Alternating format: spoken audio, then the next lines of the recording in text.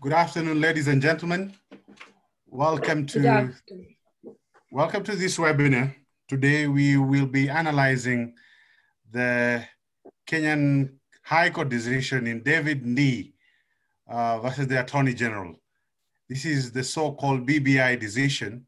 And before us, we have an eminent panel of discussants who will take us through today's discussion. Allow me to introduce my president, the president of the East African Law Society, to commence with the introductions and to usher us as to the way forward. Mr. President, welcome. Thank you. Thank you so much, my brother Evans. Thank you again, East Africa Law Society. Good afternoon, ladies and gentlemen, and a warm welcome to you all. Thank you for joining us today for what I am sure will be a very engaging and compelling discussion. I want to take this opportunity to thank our distinguished panelists for agreeing and making the time off their very busy schedules to share their thoughts on this critical topic, especially on such short notice. As you know, the East Africa Law Society closely monitors and reviews developments in the region's jurisprudence, including developments in the pivotal areas of constitutional law. Doing so enables us to fulfill our mandate of keeping track of the state of rule of law within the region. The judgment that is the topic of today's discussion has elicited a wide range of reactions, and rightly so, because it highlights so many fundamental principles. Through discussions such as this, we will be able to take stock of our progress, to debate ideas in a useful and befitting way, and to influence the future development of the law for the greater good. I am therefore looking forward to hearing the panelists and audience's perspectives on the BBI judgment and what it means not just for Kenya's constitutional and political development, but also for East Africa as a whole. Lastly, allow me to highlight a key element that is highly relevant to all our members as the regional bar, and that is respect for judicial independence from a professional standpoint. The judgment that we are to discuss today has, of course, elicited mixed reactions. Some people have agreed with it, while others have disagreed, lawyers and non-lawyers alike. It seems, however, that there is a growing trend in which criticism of judicial decisions, such as this one, goes beyond a critique on the merits and degenerates into derogatory comments about relevant judges and courts. We observed this during the recent presidential election petition before Uganda's Supreme Court, and are now observing it regarding the BBI judgment and the High Court of Kenya. In my view, it does not augur well for the bar, whose members are officers of the court, and for the judiciary itself, for us to make comments about judges and courts whenever they make decisions we disagree with. I urge all of us in the future to critique judicial outcomes and decisions with due respect for the judges involved and their judicial independence. That way, we can exercise our freedom of expression and opinion while observing our duty to the courts and to uphold the independence and integrity of the judicial system. Let us serve as a guiding example to our fellow citizens of the community in this regard. Thank you again, my brother Evans, for giving me the opportunity to make a few remarks as we open these discussions. Please enjoy the discussion and the analysis. Thank you. Evans, back to you. Thank you very much, Mr. President. Before us, we have a panel that needs no introduction. I will start by introducing Professor Issa Shivji. Professor Shivji is an eminent scholar in the region and former Dean, University of Dar es Salaam, if I'm not mistaken, Professor.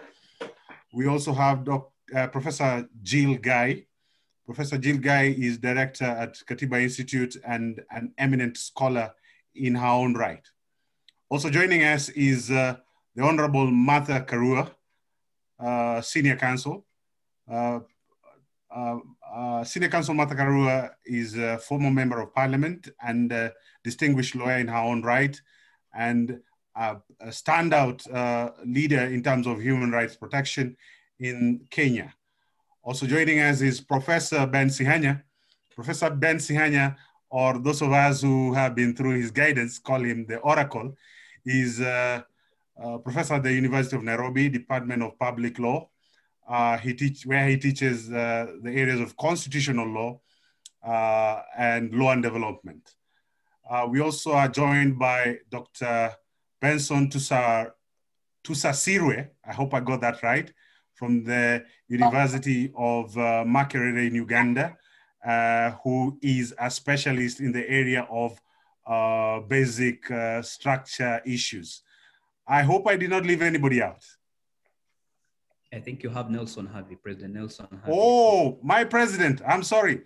I will be remiss if I forgot my own president, the president of the Law Society of Kenya, Mr. Nelson Harvey. Mr. Nelson Harvey needs no introduction. He was the lead advocate for the petitioners in the Ndii and Consolidated Petitions. Mr. President, welcome, and I'm sorry I had not seen you. So welcome, panelists. This is how we are going to proceed. We are going to have general introductions where everybody is going to have 5 minutes. The subsequent questions will attract a maximum of 3 minutes. I beg of you, let us keep within time because there's a lot to discuss. And I hope that at the end of it, we shall have profitable discussion. So ladies and gentlemen, we shall commence and we will start with making general comments. And I will start with Professor Isa Shivji. Professor Shivji, we will invite your general comments on the decision that was made by the High Court of Kenya. In your view, was it an academic decision or does it have practical resonance in everyday life? Over to you, Professor Shivji. Thank you very much. Thank you all for inviting me to participate in this important panel. Just a small correction. Thank you very much for your generous introduction, but I have never been the Dean of the Faculty of Law because I did not want to get into administration. Okay, having said that, let me start with my general remarks. First, I must say that although the decision is rather long, but there was not a moment where I was bored by it. I really enjoyed reading the decision. It read so well, and the reasoning and the brilliance of it simply left me open-mouthed. And I do not know of any other decisions, the writing of judgments in other jurisdictions in East Africa, which really reach that standard. Having said that, let me make a few remarks that I have prepared. First on Bsd and another on the constitutionality of the bill. First on the Bsd, I would like to say very quickly, since the time is very little, that basic structure doctrine is a legal fiction invented by the judges with the very good noble aim of limiting the power of the executive and the parliament to amend the constitution with ulterior political motives or as part of the political struggles. So I think that is the first thing we have to keep in mind. Of course, it is a noble aim, but it has some downside as well, which I'll point out in the course of my presentation. The second, the rationale of Bsd, as we have got it through India, is that when people exercise the sovereignty to adopt a constitution, they have determined certain essential features of the type of polity they want, the type of form of government they intend to establish, and the powers they give and the limits of the powers they give to various organs of the state. So it is the intention of the people which the courts read into the document. But as you all know, that too is a fiction, because people never sit and have a common intention. In fact, constitutions most of the time come about as a result of political power struggles. And that is why I think the Indian judges use the term intendment instead of intention. You get the intent of a document by looking at the document as a whole. Third, there has been a twofold critique. I'm sure there are more critiques, but there will be twofold critique of the Bsd doctrine, which I would like to touch on. One is that it is too nebulous. Who decides what is Bsd? Using what criteria or yardstick? As was said in the Court of Appeal decision of the Court of Appeal of Tanzania in the Mtikila case, which was cited by the Attorney General in the BBI case. And that it leaves too much to the discretion of the judges. You cannot know in advance what is Bsd. So that is one level of critique. I'm not elaborating because of time. Two, the other critique is that how can you have an unelected group of people, the judges,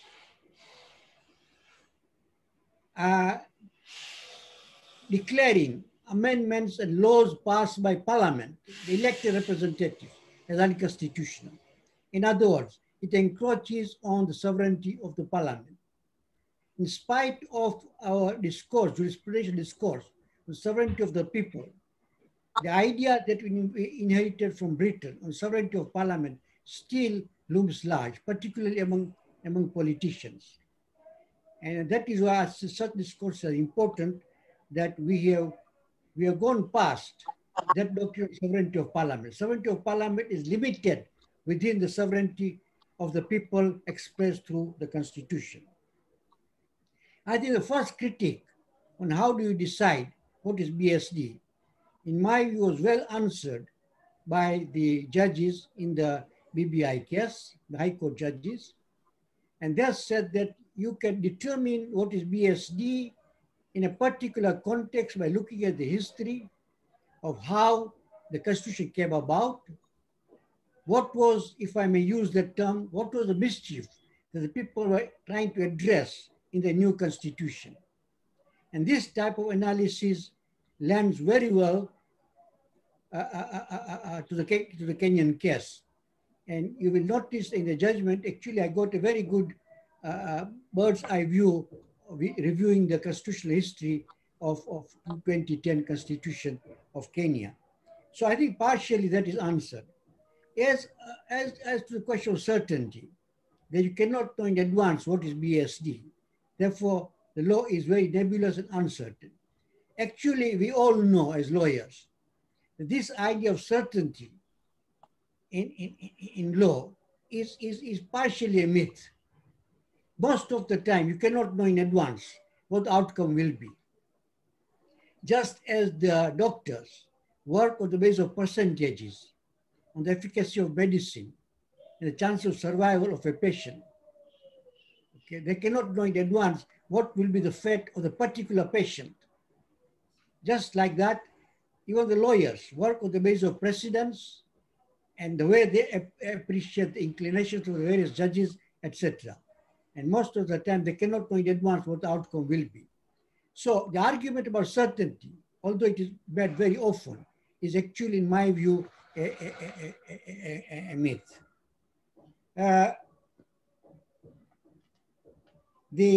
Having discussed the critique, I would like also to say that, maybe touch on the second limb of the critique, that here you're unelected judges making a decision overriding the parliament, the elected people. I think there is a good answer for that, because the judiciary itself is, of course, established by the people through the Constitution. And judges are appointed in terms of the Constitution, which is determined by the people, how they're appointed, and the people through the Constitution are given certain powers to the judges, which includes the power to act as a check on the executive and on parliament. It was very interesting the way the BBI case classified three situations of amendment. One, they call constituent power. There's amendment by parliament. Secondary, Then second, they call secondary constituent power, which is amending the Constitution through public participation and referendum. In other words, they're talking about entrenched, what we call entrenched clauses. And third, the primary constituent power, that is civic education, plus public participation, plus constituent assembly, plus referendum. This is what they call the primary constituent power, which is like the process of actually adopting a new constitution. And that argument, if I understood it, was that the BSD can only be amended through this process, that is through the process of primary constituent power. That is to say, if you want to amend the BSD, the people go through the process of what they call primary constituent power. To me, it almost sounds like a constitutional revolution if you want to amend BSD, because you are in effect adopting a new constitution. On the face of it, it sounds rather far-fetched if you want to change BSD. That, of course, has its downside because take, for example, a hypothetical example. For various reasons, historically, for example, a regime in power through pressures and so on wants to carry out a major land reform. That is to take away the land from landlords and redistribute to peasants. Now that would come against the private property clause, which is part of the basic structure. So to be able to do that, you would have to go through a constitutional revolution. You have to adopt a new constitution. So to make constitutional amendment of BSD so difficult would also in practice have its downside, which we should keep in mind. And actually, I'm not giving a hypothetical. That's exactly what happened in India in the 50s.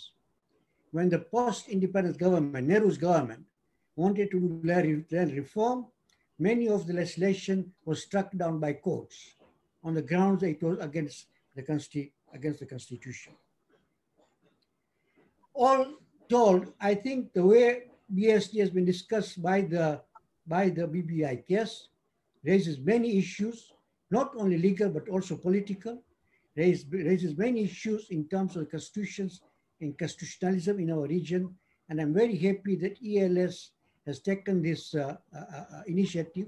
And I hope they will continue discussing this and make the discourse quite wide for the whole region, because I think it gives us a nice peg on which to hang the future of democratization and constitutionalism in our countries. Because let me say and repeat that we are not in the best of times so far as the future of democratization is concerned in our region.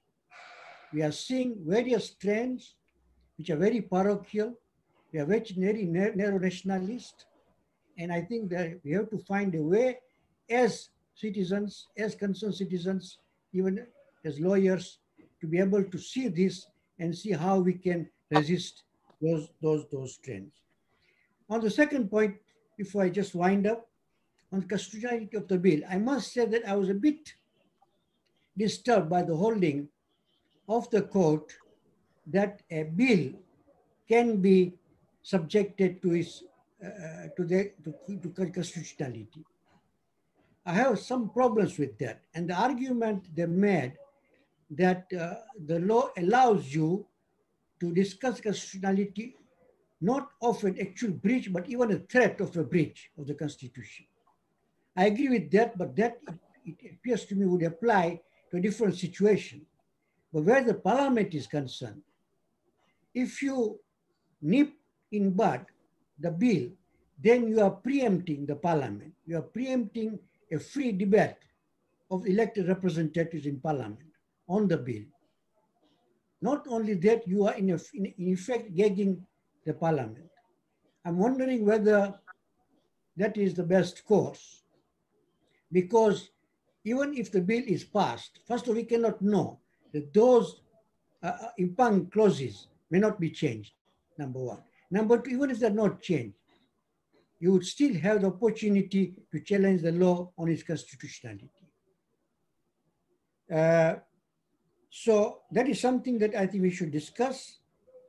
And it appears to me that in this particular case, it is probably not even necessary for the court to go to that, to get to that aspect, because once having declared that the so-called proposed amendment did not fall in popular initiative, then everything that flowed from it, including steering committee and the bill, would be illegal. So the court did not even have to pronounce on the constitutionality of the bill, and they would have arrived at the same decision. Having said that, of course, these all are issues which can be discussed. And let me make one last point, that there's one argument which was not made, not touched by the judges, but it seems to me very powerful in favor of the classification that the court gave of the three constituent powers. Because the two constituent powers, that is to say, constituent power, amendment by parliament, second constituent power, participation, referendum, both eventually require the assent of the president for the amendment to become the law, for the law to become, for the amendment to become law. But primary constituent power doesn't require assent of the president. There's a very important distinguishing mark between this classification of the constituent power that the court gave. With those few remarks, Chairman, I thank you, and let us hear from the audience and what they have to say, and from my colleagues in the panel. Asante-san. Thank you very much, Professor Shivji. Thank you very much for your remarks. We then proceed to Professor Jill Guy. Professor Jill, are you with us? Yes, I am, and I can even be visible, yes. Jill with us. Yes, so would you like me to respond to a specific question, or to the issue of separation of powers, which you particularly wanted me to do? General comments, Professor, before you respond to the specific general comments, issue. okay, yes. Yes. Okay, general comments, it's a very broad-ranging judgment, and general comments would be, let me take up the issue that you raised, a slightly puzzling one, about whether this is academic or not. Actually, it's very early to decide whether it's academic, isn't it? There's an appeal to the Court of Appeal, although the newspapers today tell us that the Attorney General has withdrawn the request to the High Court to stay the operation of their order, which begins to suggest that maybe whatever the Court of Appeal decides, the whole process of BBI may be held up to such an extent that it doesn't operate as its designers intend. And if that's the case, then it's totally not of academic interest, unless you think that the Constitution is of academic interest and doesn't really affect the lives of people. And some people would think that, I suppose. And secondly, I think you'd have to say, well, generally speaking, the impact of court decisions is not something you can actually judge. Hang on a moment. I have to ask somebody to go to the front door for this, or somebody's.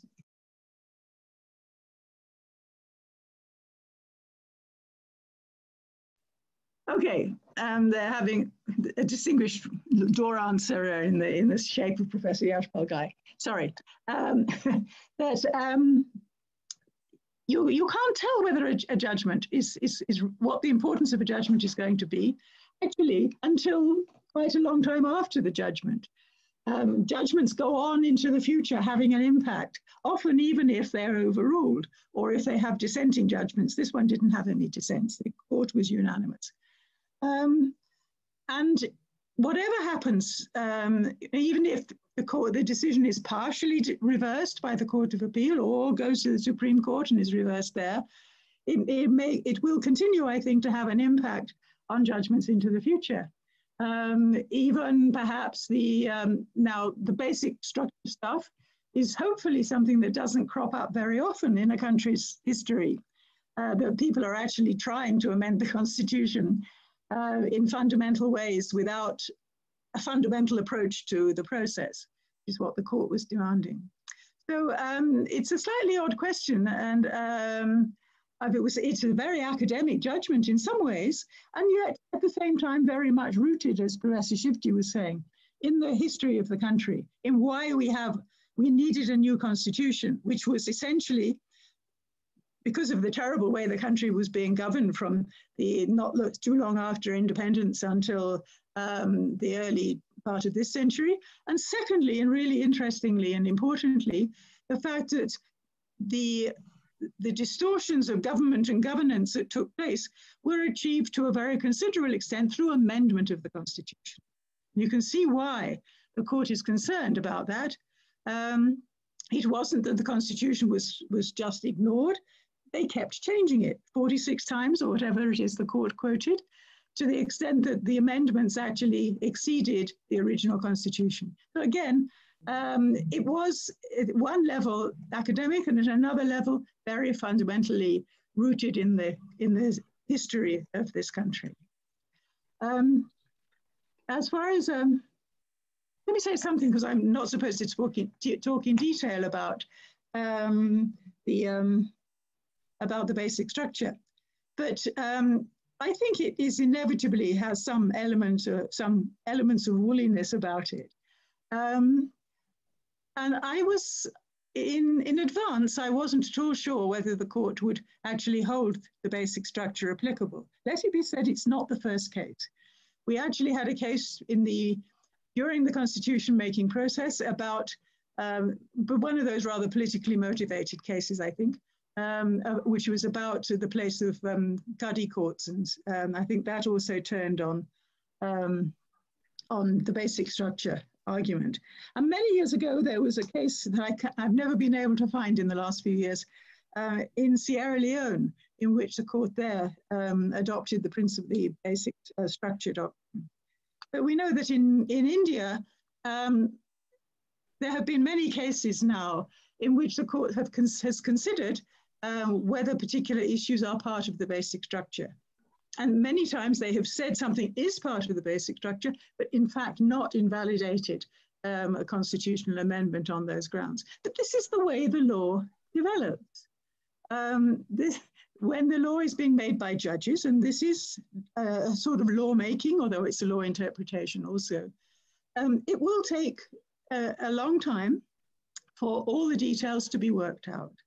And our concept of what is our basic structure will undoubtedly grow, and different courts will add to it. Of course, if a court in this case squashes the entire concept, then maybe it will not be a growing and developing concept. But it remains to be seen. As I was saying, I wasn't sure what view they would take on this, because you could argue that unlike the Constitution of India, where there is, I think, no referendum arrangement, it's actually rather easy to change the Indian Constitution, which is one reason, no doubt, why the Supreme Court of India decided that they needed to put some brake on this process.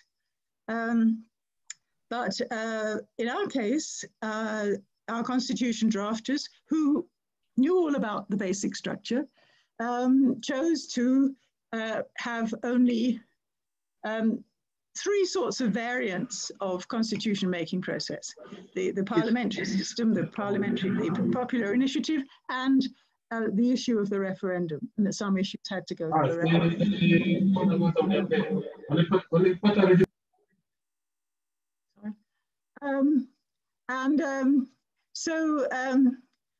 So I was thinking, well, is it not complete, the concept of how you amend the Constitution? But then if you think about the provisions that require a referendum, you can see exactly why they're there. They are a list of the things that Constitution drafters fear subsequent governments may do: minimizing the independence of the judiciary, diminishing the Bill of Rights, extending the term of the president, reducing the powers of parliament, that sort of two handful of things that are there in Article 255. But there are many other things that people might want to do to change a constitution that you think it shouldn't be that easy. It is in fact quite extraordinary if you think about it, that the most obvious way in which we would have to have a referendum in order to introduce a prime minister into our system is not because we're introducing a prime minister, but because it would expand the functions of parliament. And if you change the functions of parliament, you have to have a referendum. Then I became to think, yes, actually, there may be other ways in which you want to change a constitution. It should not be so easy. And the basic structure does have a role to play, I think. Maybe I'll stop at that point. Thank you. Thank you, Professor Jill, for the incisive opening comments. Allow me to go to the senior counsel. I'll observe hierarchy of court. Senior counsel Martha Karua, general comments, please. Thank you very much. I think we have to come back to the context of how this judgment was arrived at. Our constitution is meant to usher in a revolution in this country and transform the way we do things. Basically move us from a country of impunity to a country of the rule of law. Our constitution anticipates that we will rely in interpreting the constitution, we will rely on principles of international law. It also acknowledges and gives to the judges the power not only to interpret, but to actually expand the law in order to capture the spirit of the Constitution. That's our Article 259.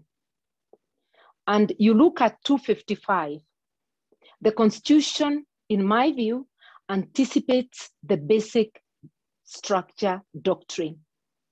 When it locks the articles that cannot be amended without a referendum, it is actually acknowledging that there are some things which are so fundamental. And this is what the judges expanded in arriving at the application of the basic structure to Kenya. You're looking at a country where impunity has increased, not decreased, even during this era of the new constitution when we are supposed to be undergoing transformation. And there is no country that ever manages a revolution, a constitutional revolution, like we are supposed to manage, without having professionals, and in particular courts, that show utmost fidelity to the law. To that extent, our judges did just that. They stood up for the Constitution. Our Constitution recognizes that the people who are sovereign may exercise their power through their elected representatives, and even then, the people retain residual power to participate directly. And there are four principles that run deep in our Constitution: equality, participation of the people, openness, and inclusion. And with the court looking at all that, you look at BBI project, you see exclusion, not inclusion. You see opaqueness, not openness. This is a project that was run without, not only without people's meaningful participation, but with total intolerance to divergent views. And in spite of protests from Kenyans, among them Linda Katiba, which I am a member, and various other groups, the executive and parliament, the political elite, were running roughshod and rolling the BBI train. The court was careful. It never injuncted parliament, Professor Shivji. It only injuncted the electoral body, the IEBC, from conducting a referendum. In fact, at the time of judgment, both houses of parliament, that is Senate and the National Assembly, had debated and passed the BBI bill. The county assemblies had done that earlier. So the courts have not interfered with the function of parliament, but they have stopped an illegality from happening. They have stopped the public from being taken advantage of, because without proper information as to what these amendments mean or what they are, just being told that more money is coming, a few other things, that thing could have easily passed. I'm not so sure it would have passed in a referendum, but a lot of people would be deceived. So what the court has stopped is a deceptive, illegal project. And I think that the court has stood up for the rule of law. The court has stood up for democracy.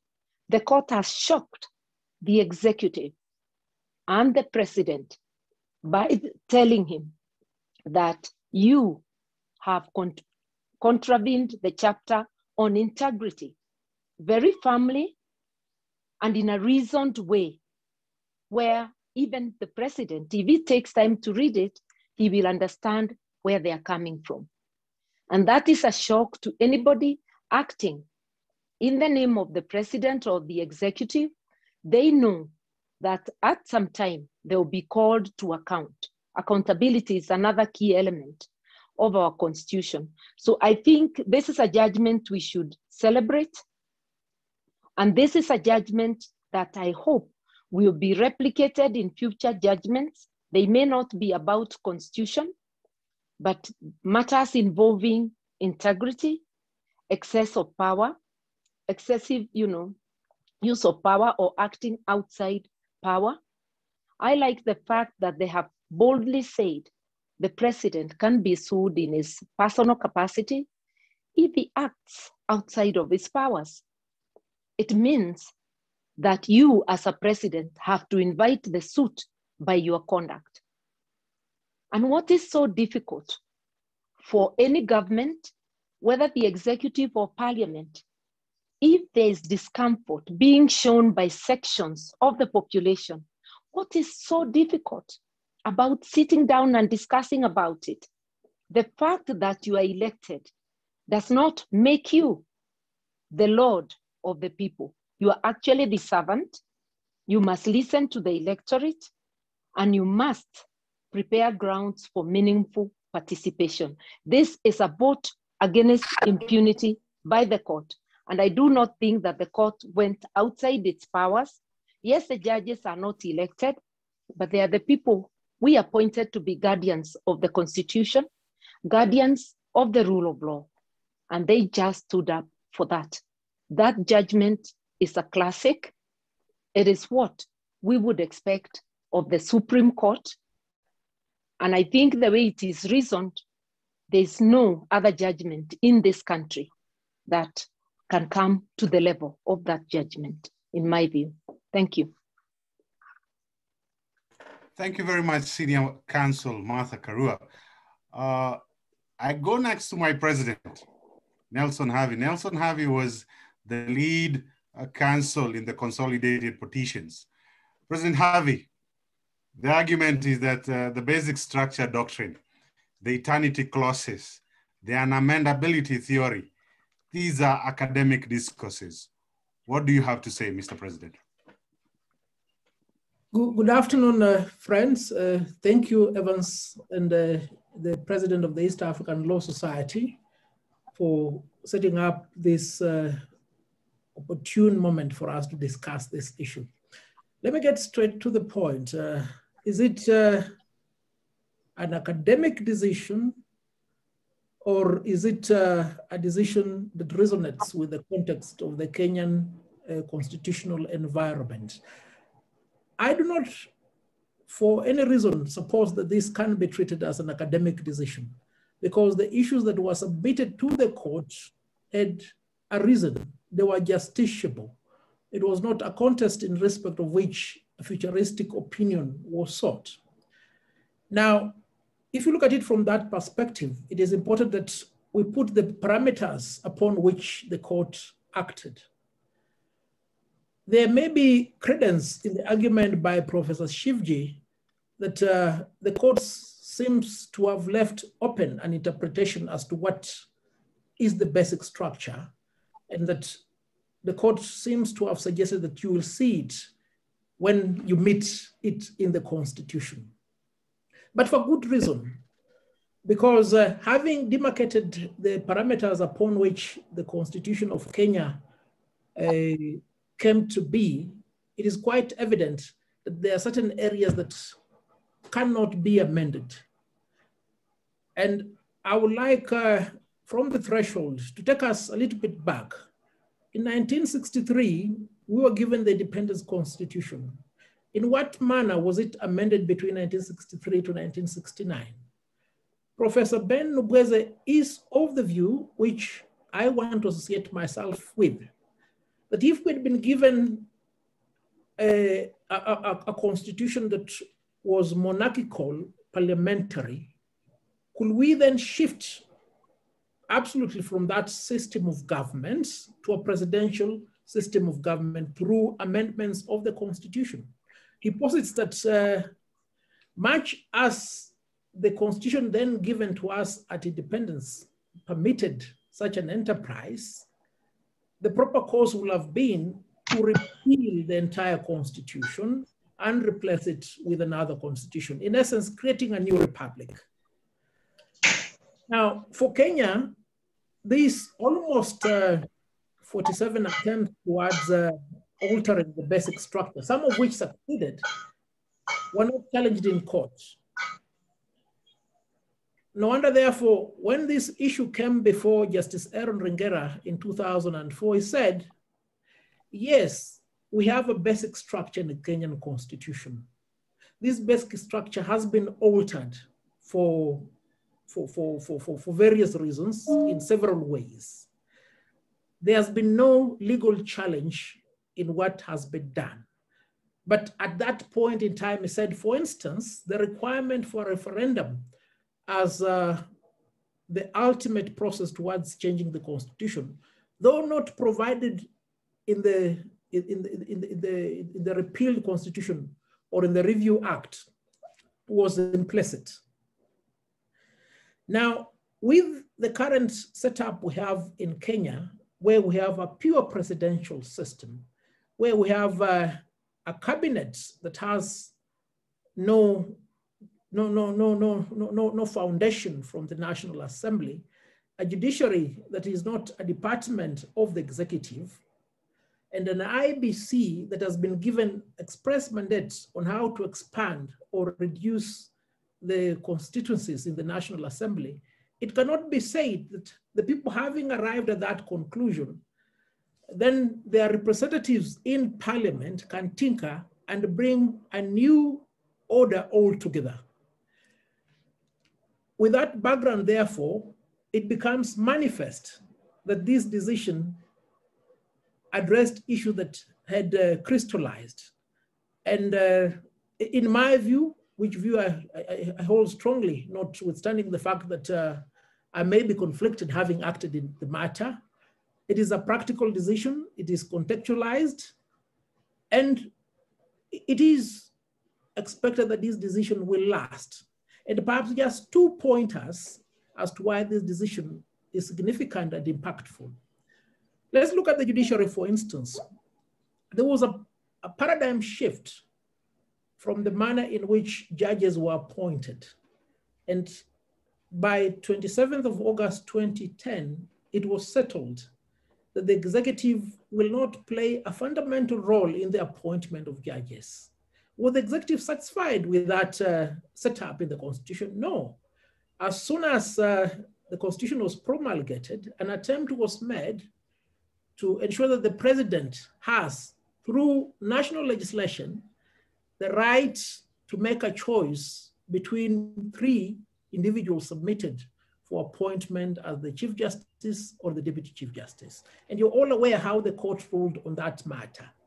And it needed not be elaborated in the Constitution that this is the independence of the judiciary, this is the function we've given the Judicial Service Commission, and that you as the executive or Parliament will not interfere with that.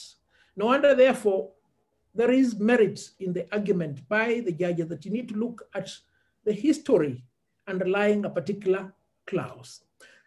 Let's conclude with the last example. Look at the cabinet, for instance. The number of cabinet secretaries was set out in the Constitution with clarity as to where they will be appointed from. What do we have now? There is a semblance of what we used to have before of assistant ministers, cabinet assistant secretaries. And then the courts have come to pronounce, so that the power given to the court to make these pronouncements, be it in respect of the unamendable clauses of the Constitution or any other clauses of the Constitution, must always be retained. And an argument to the contrary, as has been espoused by the proponents of the BBI bill, that it cannot be left to the judges to determine the basic structure, the clauses that are not amendable, eternity clauses, is not an argument that can be sustained. In particular, so far as Kenya's constitutional setup is concerned. And with that, perhaps the peculiar nature of the Ugandan constitution and the Tanzanian constitution ought to be contradistincted with what we have right now. Thank you. Thank you very much, President Nelson Havi. The argument we get from President Havi, joining with what Senior Martha Karua stated before, is that this decision was made with a revolutionary mindset, that it was aimed at achieving undergirding values in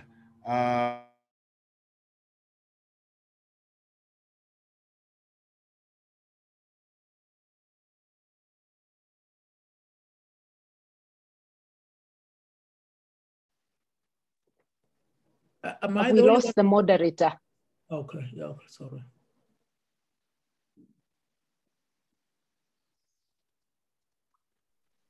Let's see if we can get him back.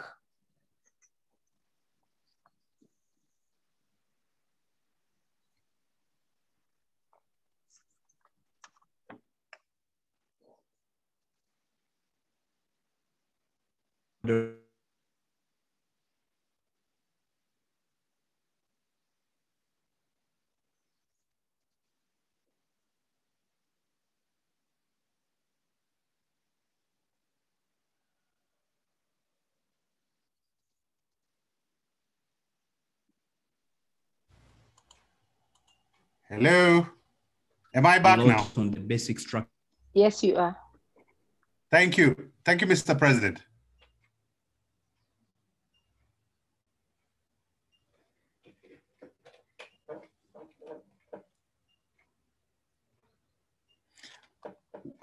I see Mr. President trying to speak. He's not audible. We were moving next to Professor Tusasirwe. Is Professor Tusasirwe with us? All right. Yeah. Yes, he is. Mr. Karibu sana, Professor. Give us your general comments, sir. Yes, thank you. And thank you for convening this. I consider the decision of the Constitutional Court of Kenya in the BBI truly groundbreaking. Like Professor Shivuji, when I was reading it, it was really like eating a hearty meal. It takes the development of constitutionalism in much higher. In my comments, I want to first go to the nature of the basic structure doctrine and the limitations it had so far, and what this decision does in working on those limitations. The basic is really was initially a theory, an idea that even where the constitution of the land gives parliament to amend, those powers are never unlimited. The limits to those powers are not just in the Constitution, but that they lie even outside the Constitution.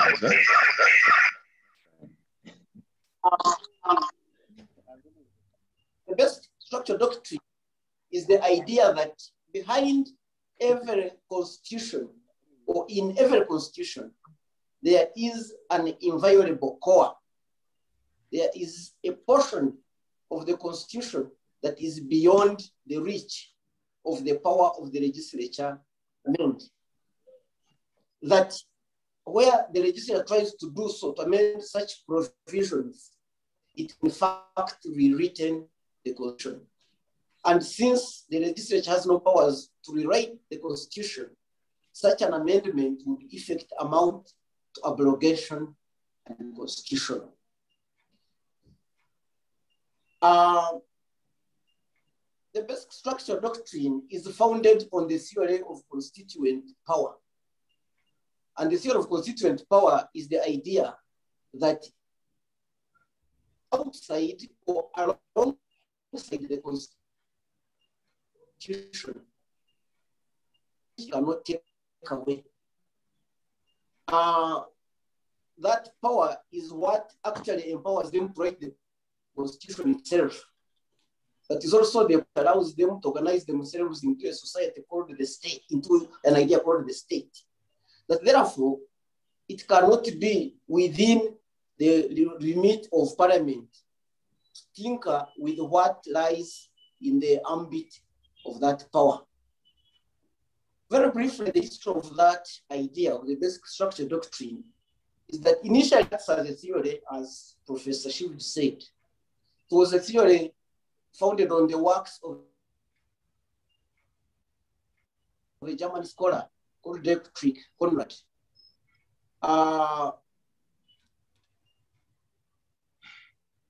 Who developed the argument that the rule of law dictates that there are implied limits to the power of legislatures to amend the Constitution.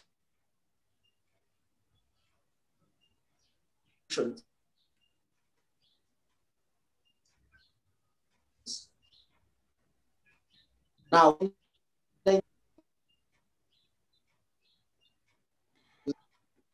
Professor Tsasire, are you here with us?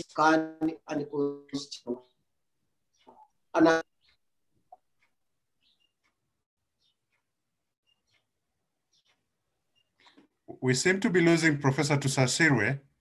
Can you hear us, Professor? Maybe as we sort out Professor Tsasire, Professor Ben Sihanya, are you online now?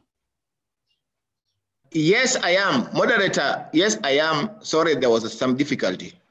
But I've been following. I've been following from my colleague's connection, but now I'm directly online. Welcome, Professor. As you used to tell me in class, give us the wisdom. So, thank you so much. Colleagues, this is a great opportunity to discuss a very important question in Kenya and Africa. I'm glad to be debating my teacher, Professor Issa Shivji, and of course, all the panelists. Professor Shivji has been very consistent on public interest questions, and he taught to us at Warwick Law School. Professor Shivji, we had a chat earlier this afternoon, and we still owe you a lot, and you have been very inspiring. Your work is very inspiring on constitutional democracy, public interest, and rule of law. Having said that, and of course, I appreciate all the panelists and all the those who are participating, even as listeners. So my introduction marks are three-pronged. One is, what is the context of the Building Bridges Initiative, and hence the judgment that was handed down last Friday by the five-judge bench of the High Court. Number two, what is BBI actually about in terms of substance, but also the process that has been followed thus far.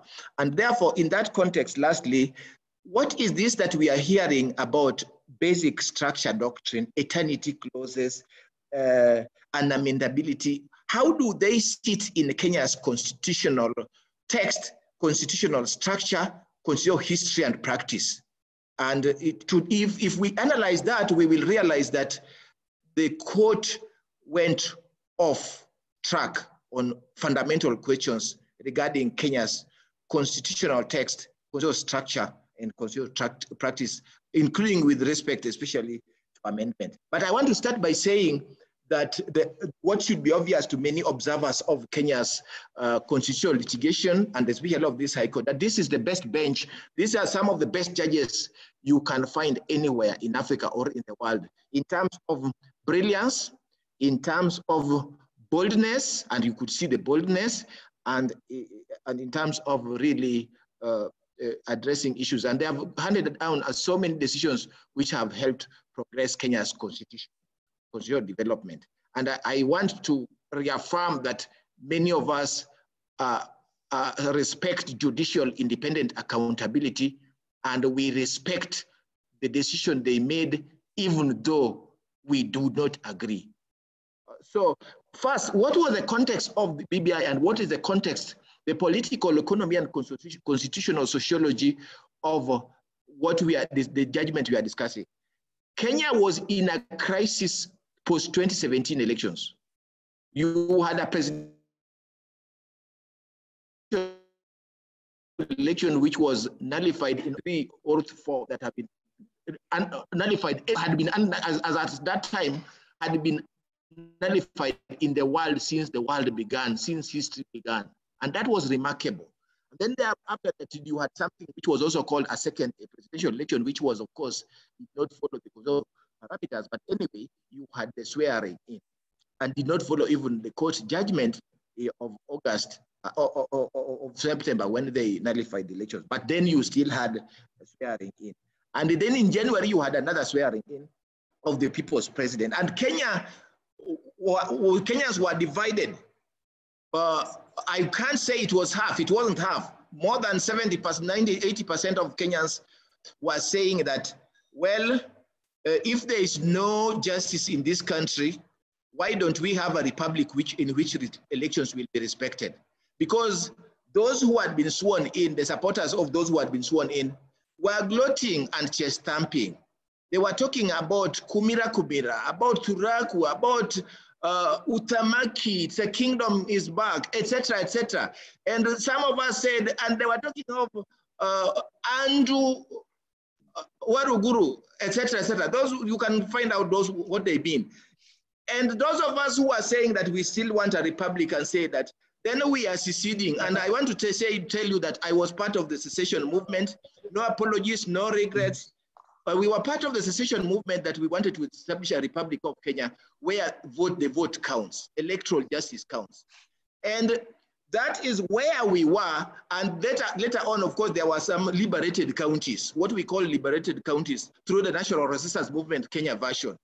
So you had this history, and then we said that, okay, in case instead of too many demonstrations in the cities, why don't you use the only language that these the people who are arrogantly in power could understand? And this we adopted the idea of economic boycott, which had succeeded in USA and had succeeded in apartheid South Africa, because Kenya had become apartheid. Kenya had been based on a tribal hegemony, which has wreaked havoc in this country of all these years. And we thought that it was important to address. And that there was hot peace or Cold War, if you like. And that what you then realize that the country was not functioning. And then you have the handshake come March of 2018, 9-point agenda, including electoral justice and other factors. That document did not talk about let's amend the constitution. It said, let's talk. And indeed, it was very important to talk. Even some of us had really had difficulties talking to some people who are arrogantly boasting about being in power. In fact, we had said that there can be a republic and there can be a kingdom. Just like Lesotho kingdom is there and it's surrounded by the Republic of South Africa, and the kingdom could negotiate with the Republic. It's okay. So those are some of the where we are coming from, which some people are forgetting that it was a serious issue, and those issues still persist. Tribal hegemony still persists, which we must control. The question of corruption, the question of economic decline, etc. These issues persist. And they are around tribal hegemony, which has been Kenya's historical problem. Secondly, then, therefore, the BBI was about 4 issues. Number one is 4-pronged. One is about policy reform, legislative reform.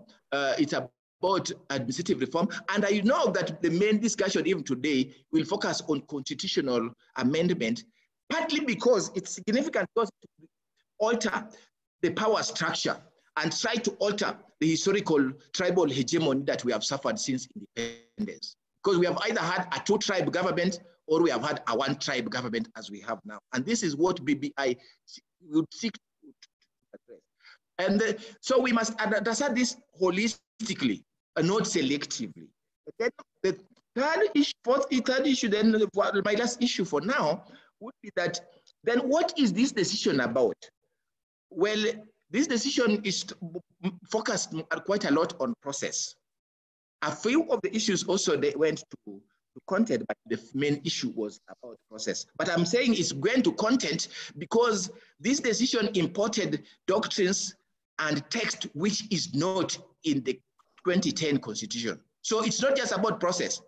And I think here we mainly blame the petitioners for misleading the court because we know, of course, that Kenya is mainly adversarial. So the petitioners also must bear a lot of responsibility here. Let me just deal with one or three things. One is the question of basic structure. 2 is the question of who then initiates the process. And 3 is the question of IEBC, the role of IEBC and whether we have legislation on referendum or whether we have legislation on voter verification of the 1 million signatures, or which we prefer to call verification of the registered voters, because that's the constitutional language. So number one, what is this animal called basic structure in Kenya's text? None of them have pointed out where it sits in the text. And we know these basic rules of constitutional interpretation. You start with the text. You can go to structure, then you go to history or process. And this is fundamental. So where is basic structure in text? It's not there in Article 1, it's not there in Article 10, Article 38, 255 to 257, it's not there. Where is eternity clause, which is a German concept with a specific history? Where is an amendability? And of course, basic text, basic structure, as Professor Shivji pointed out, is of Indian origin. And so some of the brief issues that here I'm asking are, why didn't the court begin by analyzing the amendment framework in 255, 257? That issue is the beginning point because we have a written constitution and which was a compromise document. The first time you see any reproduction or limited analysis of 255 to 257 is way into the discussion at page 182. So late in the day, which means that this was not a primary issue. The court went on a voyage of discovery to India, led by the petitioners, on a voyage of discovery to Germany, while not starting at home with 255, 257. That is our main argument. You start with the text. Then secondly, what is the meaning of and significance? Of course, they should have gone into meaning and significance of the amendment process in Kenya. And then what is this basic structure? What is its meaning and significance? Again, the court could not delineate what it is, which means that, and they were saying that their list is not exhaustive, which then leads us to this. If as the people we want to amend the constitution, we must go and knock at the doors of the court and say, court, please tell us, we want to amend the following clauses. Do you think that, court, this is amendable or not? So we have to seek permission from the court or the petitioners.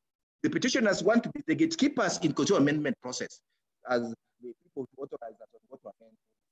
Please, gatekeepers, you are just part of Kenyan petitioners. So that's a very dangerous trend, really. So lastly for me here is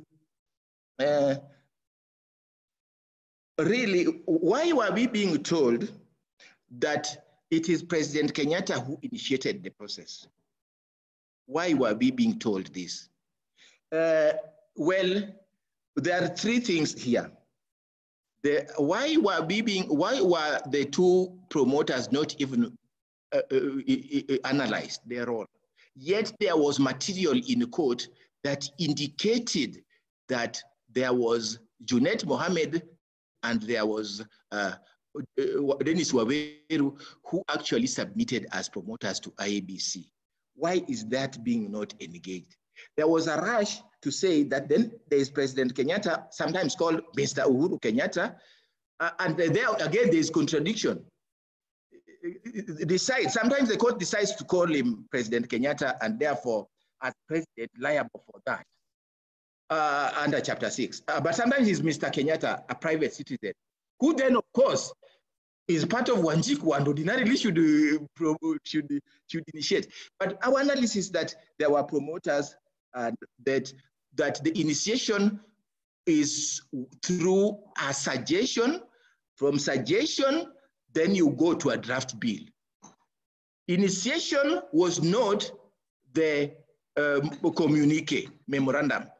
Had the court spent enough time, had the petitioners and the court spent enough time on analyzing 255 to 257, they would have found that to initiate means to make a suggestion. And then, well, of course, and then it's mandatory that you must have a draft bill. So that is when you have the initiation. And that was done after the first draft, the first report of BBI. But of course, the most serious issue of initiation was through the draft bill, through the promoters, which they submitted. Then, of course, then you go to the question of, and then we are also told in that context that the president and the executive and the government must completely be out of the amendment process. Please, there are so many provisions, and the court reproduced some more points here, whereby there's been a lot of suggestion, there's a lot of requirement in the Constitution that the executive or the president or the government shall take appropriate legislative, administrative policy and other measures to make sure that certain issues are, concerns of the people are done. Other measures can be you propose an amendment to the Constitution. And to propose an amendment to the Constitution is not by itself an unconstitutional conduct. If you are proposing, you are not saying that this is it. The court may have issues which I think were highlighted earlier, whereby there has been a lot of disobedience of court orders, not following the constitutions, but those can be written down and can be analyzed and can be the basis of any other court decision. But on this issue of BBI reforms or amendment, it was the petitioners and the court were right, not accurate. Lastly is the question of the quorum for IEBC. I think that one is one of the decisions that make us cry as corn lawyers. Because the court went on and said that, well, first, the Article 250 talks about 3 commissioners are sufficient in any commission. Then they go to statute, then they go to the IEBC Act, then they go to regulations, and then somehow they discover that the statute and the regulations should supersede and should be supreme to a constitutional provision simply because, according to them, this is a weighty issue. The Constitution was aware that commissions will handle weighty issues. And the commission, the people decided that it would be, that true would be sufficient. So please, on that one, I did not add anything more. It is, this was one of the findings that was not quite, appropriate. Lastly is this issue of, if there are no, there's no referendum act, there are no referendum regulations, there are no referendum rules on verifying voters. registered voters who are supporting this amendment, then somehow we should not continue. Well, the courts have been consistent since the days of single-party dictatorship that the absence of rules and regulations will not nullify substantive constitutional rights, like this was with respect to the Bill of Rights.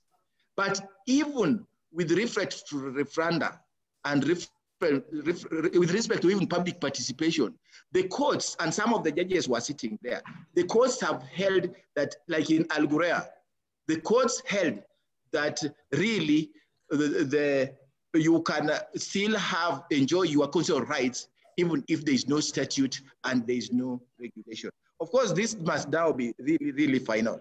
Please note that after the second presidential election petition in 2017, the court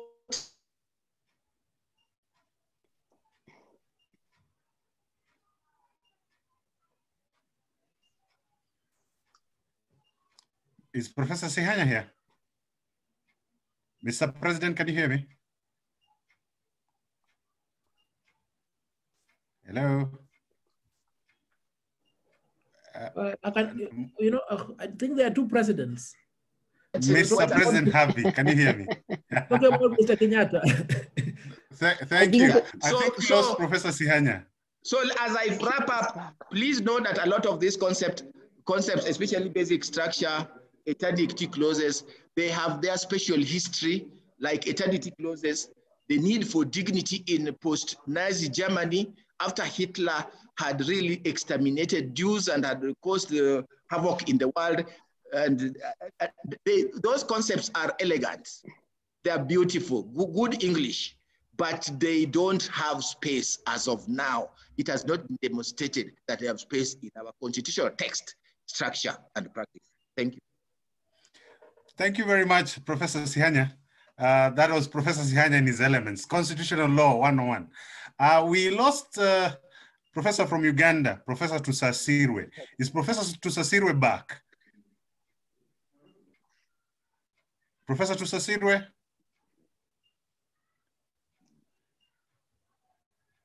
Is Professor Tusasirwe with us? We seem to have lost him. Allow me to recognize the presence online of Bob Mkangi. Bob Mkangi was one of the drafters of the Constitution. Allow me also to recognize the presence of former ELS President, my senior, Mr. James Mwamu. I also recognize the presence of Evans Monari, Senior. I recognize also the presence of, joining us all the way from Cardiff, Professor Ambrina Manji, and very many people watching us online. Thank you very much. Keep posting your comments on the chat box.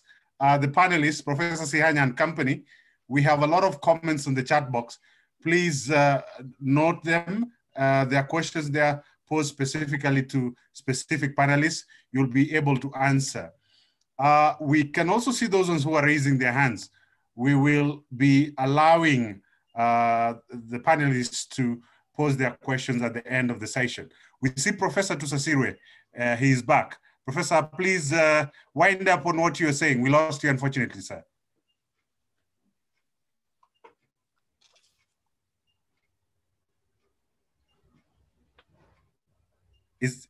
Did you lose us again? No longer do so. So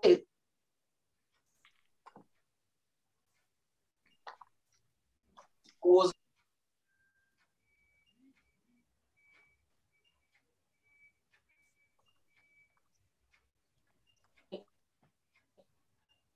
yes. President TLS, can you hear me, sir?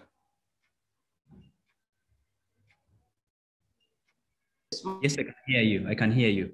I think we've lost. I think my friend, the Professor Tusasirwe, is having serious connectivity challenges. We will come back to him later. Ladies and gentlemen, we've had broad introduction comments from a spectrum of views, from Professor Shivji, who has his concerns with the basic structure doctrine. We followed through to Professor Guy Jill, who has concerns as well with the basic structure doctrine. we have Senior Counsel Martha Karua, my President Nelson Hadi. All these views, very heated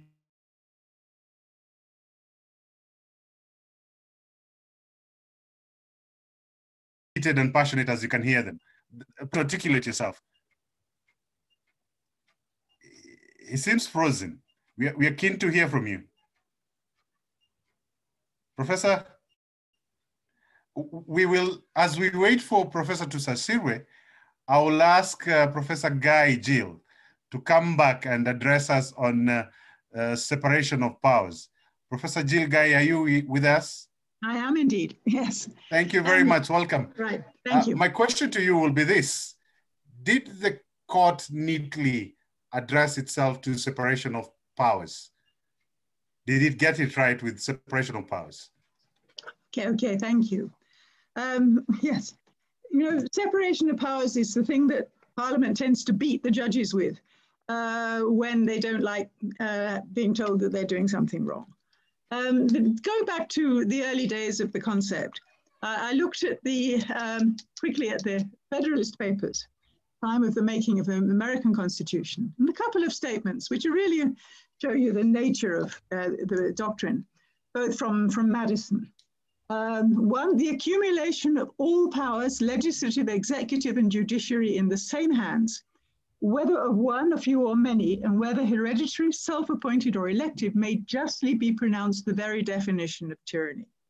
This is the first thing. The idea is not to have all the powers in one limited number of hands. And then in Federalist Papers number 48, an elective despotism was not the government we fought for, but one which should not only be founded on free principles, but in which the powers of government should be so divided and balanced among several bodies of magistracy, that meant government, as that no one could transcend their legal limits without being effectually checked and restrained by the others. And this really highlights the issue, I think. And what happens in Kenya, I mentioned this, the Parliament tends to bring out the separation of powers when the courts are trying to stop them transcending their powers, to use Madison's phrase. The issue was raised several times in the case. The Speaker of the National Assembly said, this honourable court lacks jurisdiction to intervene during active parliamentary proceedings. Raila Odinga and the BBI Secretariat said, this is an invitation for the Honourable Court to encroach on the legislative mandate of the legislatures at both levels. The Attorney General, arguments as to what county assemblies may or may not do and as to which questions or how questions are to be posted are speculative, non-justiciable, and an affront to the doctrine of separation of powers. And so on. These were the issues were raised. And of course, the petitioners themselves were saying, this is an issue of separation of powers. We want you to stop certain aspects of government, certain branches of government exceeding their powers. This is, of course, very closely connected to the whole issue of showing deference. Of course, judiciary should show suitable deference the other branches of government. They have to remember that they're not elected. It's not their job to interfere with what the elected bodies are doing in fulfillment of their election promises, if they take any notice of their election promises. And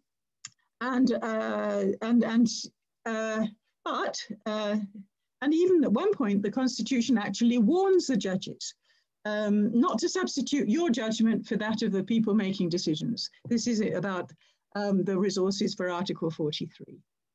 And do the courts sometimes go too far? Yes, I think they may do. I think we have not yet developed a very sophisticated approach to dealing with legislation which is dodgy vis-a-vis the Constitution by reading it down or even reading in. There's perhaps too often an enthusiasm to declare it unconstitutional.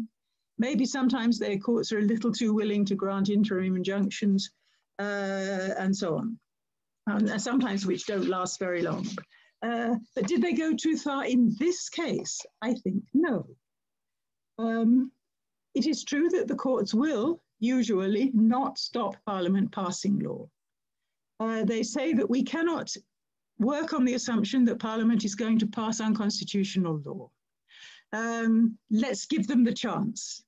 Let's give them the chance to get it right. And we will only interfere if they get it wrong and pass unconstitutional law. They won't stop a procedure of investigation while it's going, because they'll say, these people have a process, we expect them to follow it, but if they don't follow it, then we can interfere.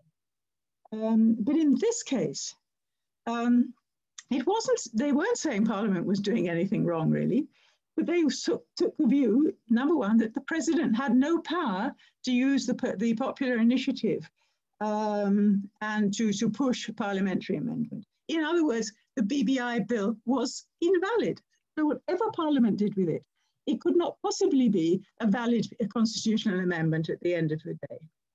Secondly, they said the IEBC had no power to validate the signatures because of this lack of quorum issue.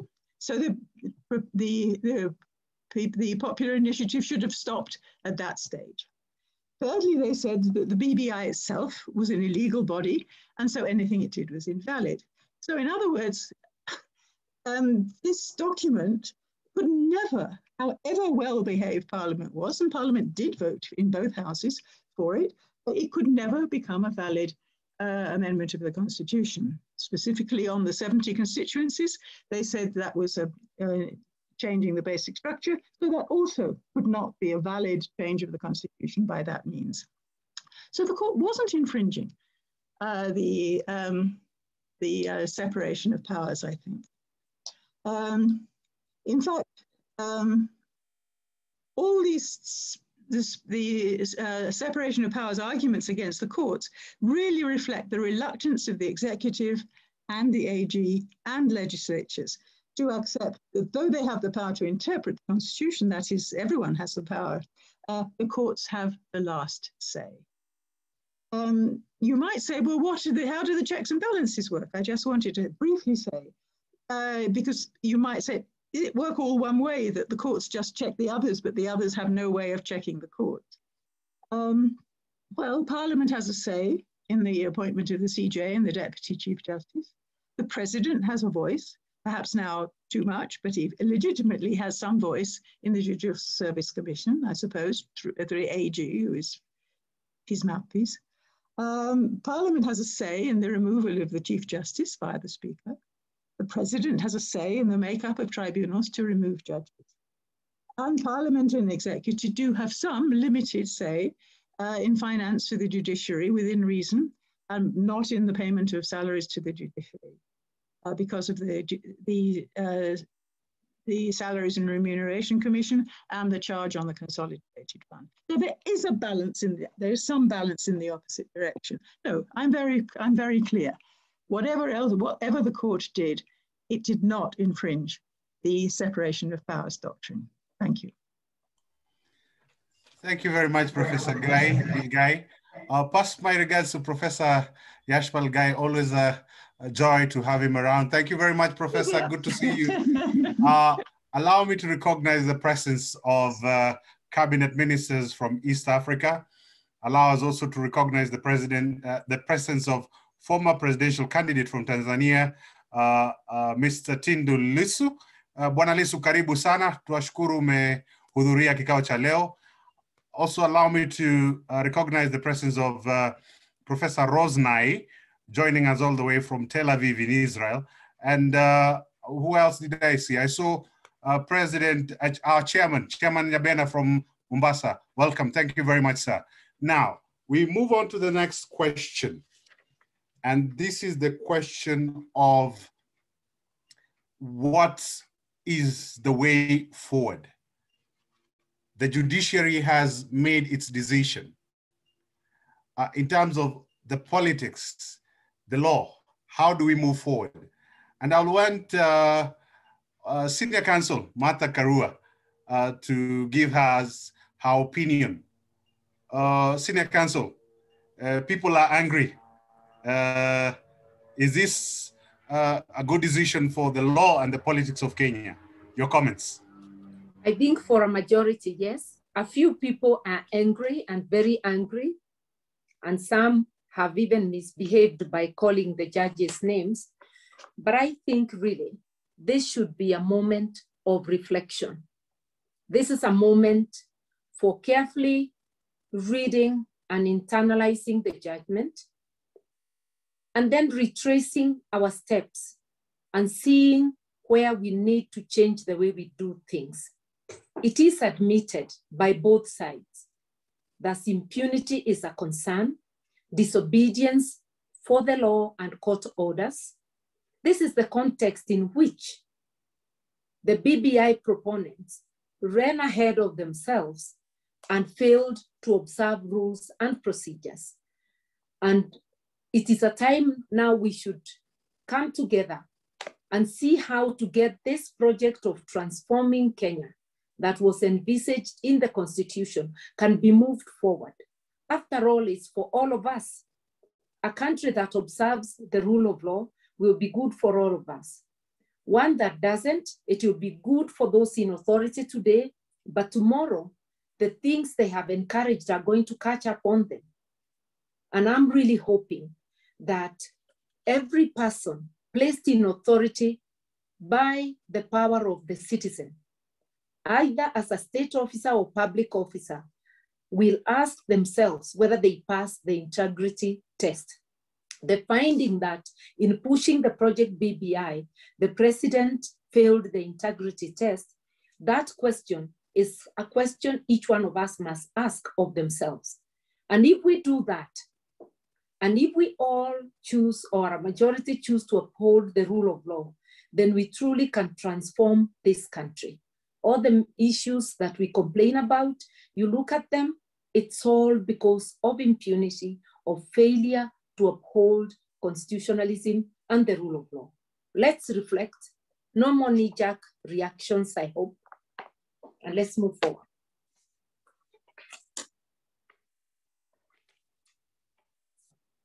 Let's accept the decision. Let's move forward. Let's not be emotional. That's the message from Senior Counsel Martha Karua. Allow me to recognize the presence of Dr. Collins Odote from the University of Nairobi. Thank you very much, Professor, for coming in. Is Professor Tusa still with us? We really will want to hear you. Yes, he is. How long you will last before he goes off again? Thank you, sir. Please proceed. My take is that the basic structure doctrine is it's very good for Africa. And the decision, to the extent that it upholds the doctrine, is very good for Kenya and for East Africa. You were talking about the way forward. The way forward for Kenyans is really up to them. But the way forward for the rest of us is to take full advantage of the implications of this decision in terms of developing this doctrine and using it to rein in. Because the original vision is to do the old things. I mean, constitutions until they lose all identity.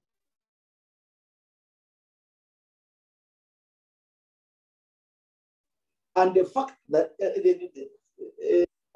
concerning amendment, those provisions are easy building into the basic structure doctrine, which goes beyond the text of the Constitution to look at the spirit. If you have a transformative constitution like the one of Kenya, you do not allow those in power to use majorities, temporary majorities, to water down the Constitution. So this doctrine is very important. The problem with the previous decisions concerning the basic structure doctrine is that they had failed to accept it as a universal principle. I see my learned friend, the professor, going the same route, that this is an Indian doctrine. Separation of powers is not an original African doctrine. Independence of the judiciary was never an African doctrine. The king would also be the judge. Rule of law, we may have had aspect rule of law as a principle, but the word rule of law was a foreign doctrine. So to call it Indian, it shouldn't be to cast aspersions on it. It is simply a matter of origin. After all, the Indian Constitution itself does not prescribe the basic structure doctrine.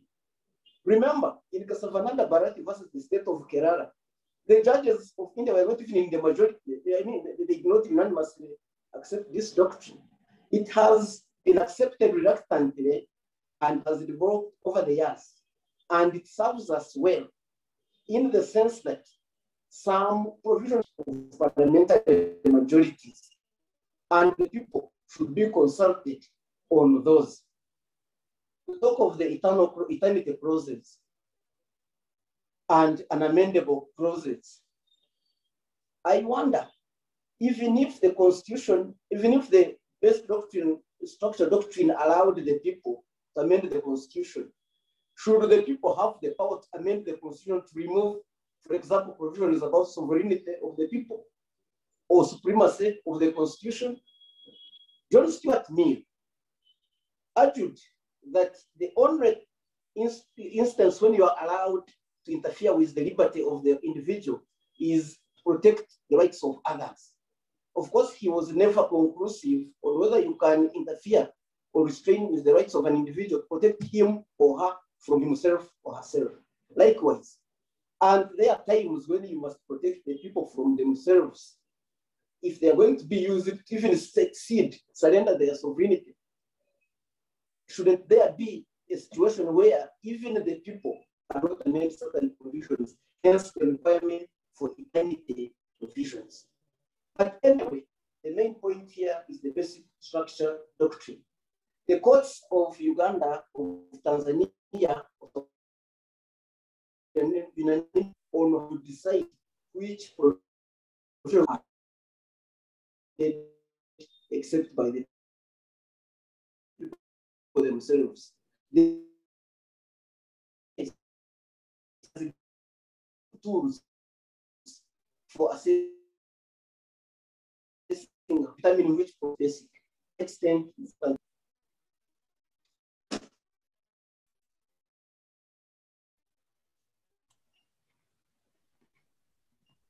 Professor Sashiri, are you here with us? Looks like he's lost again. We have challenges of connectivity with Professor Sashiri. We'll be connecting back to him. We will be connecting back to him. Allow me to recognize the presence of former chair of the Kenya Human Rights Commission, that is Commissioner Florence Jaoko, Senior, welcome. We recognize your presence. I also like to recognize the presence of Phyllis Kandie, Ambassador. Ambassador Kandie is a former ESC Cabinet Secretary in Kenya. Ambassador Karibu. Where next? Where do we go?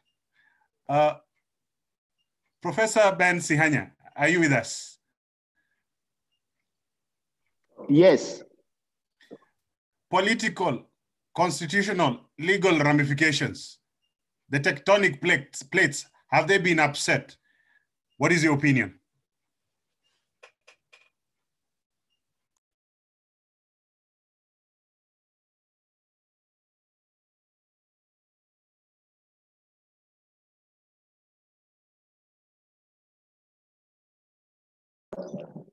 Can you hear me? Can you hear me? Yes, we can. Professor Sihanya, can you hear me? President ELS? Senior Counsel Martha Karua, can you hear me?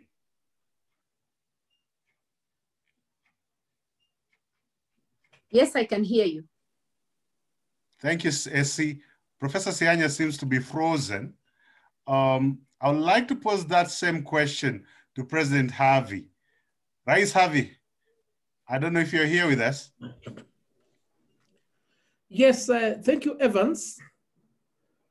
It is not as if this decision is a misfortune whose occurrence was not... The decision has been made, show legal ramifications. What is the way forward is for us as Kenyans to ensure that we continue the adherence to the rule of law and constitutionalism. And whilst at that, I do not propose to speak from my head, because there are those who, in the course of the process leading to that decision, or even right now, are saying that the court made decisions on concepts that are alien, concepts that are nascent. I just want to set out 3 beacons in summary and conclude to indicate that this has always been there and this should always be the case. Now, the starting point is the writing by Locke. And this is what Locke said insofar as the limits of the legislative power is concerned. He said, the power of the legislative being derived from the people by a positive voluntary grant and institution can be no other than what that positive grant conveyed, which being only to make laws and not to make legislators, the legislative can have no power to transfer the authority of making laws and place it in other hands. How do we apply it? Look at the manner in which the task force and the steering committee was evaluated by the court. There were entities that did not have any legal foundation. So the power to legislate cannot be transferred in that manner. And then the second issue is the difference between what can be done by the president, what can be done by the legislature, and what can be done by the people. Again, this is not a new concept, because as early as 1974, Professor Ben Sihanya had conceptualized it and given an answer. And this is what he says. Recalling again that the president under the presidential system in Commonwealth Africa is the organ that coordinates and therefore dominates the executive and legislative processes of government in particular, that it is he who has the executive and has controls over the legislative initiative. We ask the question whether his power in this behalf includes or should include constituent power. So it is not a novel concept, it's not a novel doctrine. Has it been put into use before? Yes, it has. In 2004, Njoya had an occasion to deal with this matter, and this is what he concluded. Sorry, Njoya was the petitioner, the judge was Ringera. This is what he said. The effect of all those amendments was to substantially alter the Constitution. Some of them could not be described as anything than an alteration of the basic structure or features of the Constitution. And they all passed without challenge in court. So the mere fact that they were not challenged, the mere fact that during the last 10 years, there are certain aspects of the Constitution that have been violated, does not mean that the court lacks the power that the people of Kenya, who Sihanya, for whatever reason, my good friend believes we erroneously arrogate to ourselves the power to control what should happen to the Constitution. No. There has to be consistency in the manner in which the constitutional order that was put in place on the 27th of August 2010 should be effectuated. And anything less than that is one that must always be challenged in court, so that we lay a good framework for posterity. Remember, the Constitution we have, it's not just for us, but it's given for future generations. And it can only mean that, nothing less. Thank you, Evans. Evans.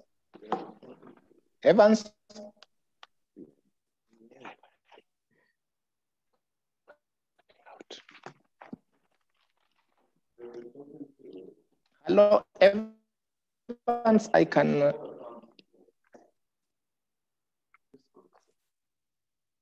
Internet connection is unstable. I think he has dropped, but keep trying. No, I am Please here. proceed, sir. Yes, I think, please just repeat the question briefly, because I think it was about political tectonic place. Just repeat it a little. The decision has been made. What are the constitutional, legal, political ramifications of the decision?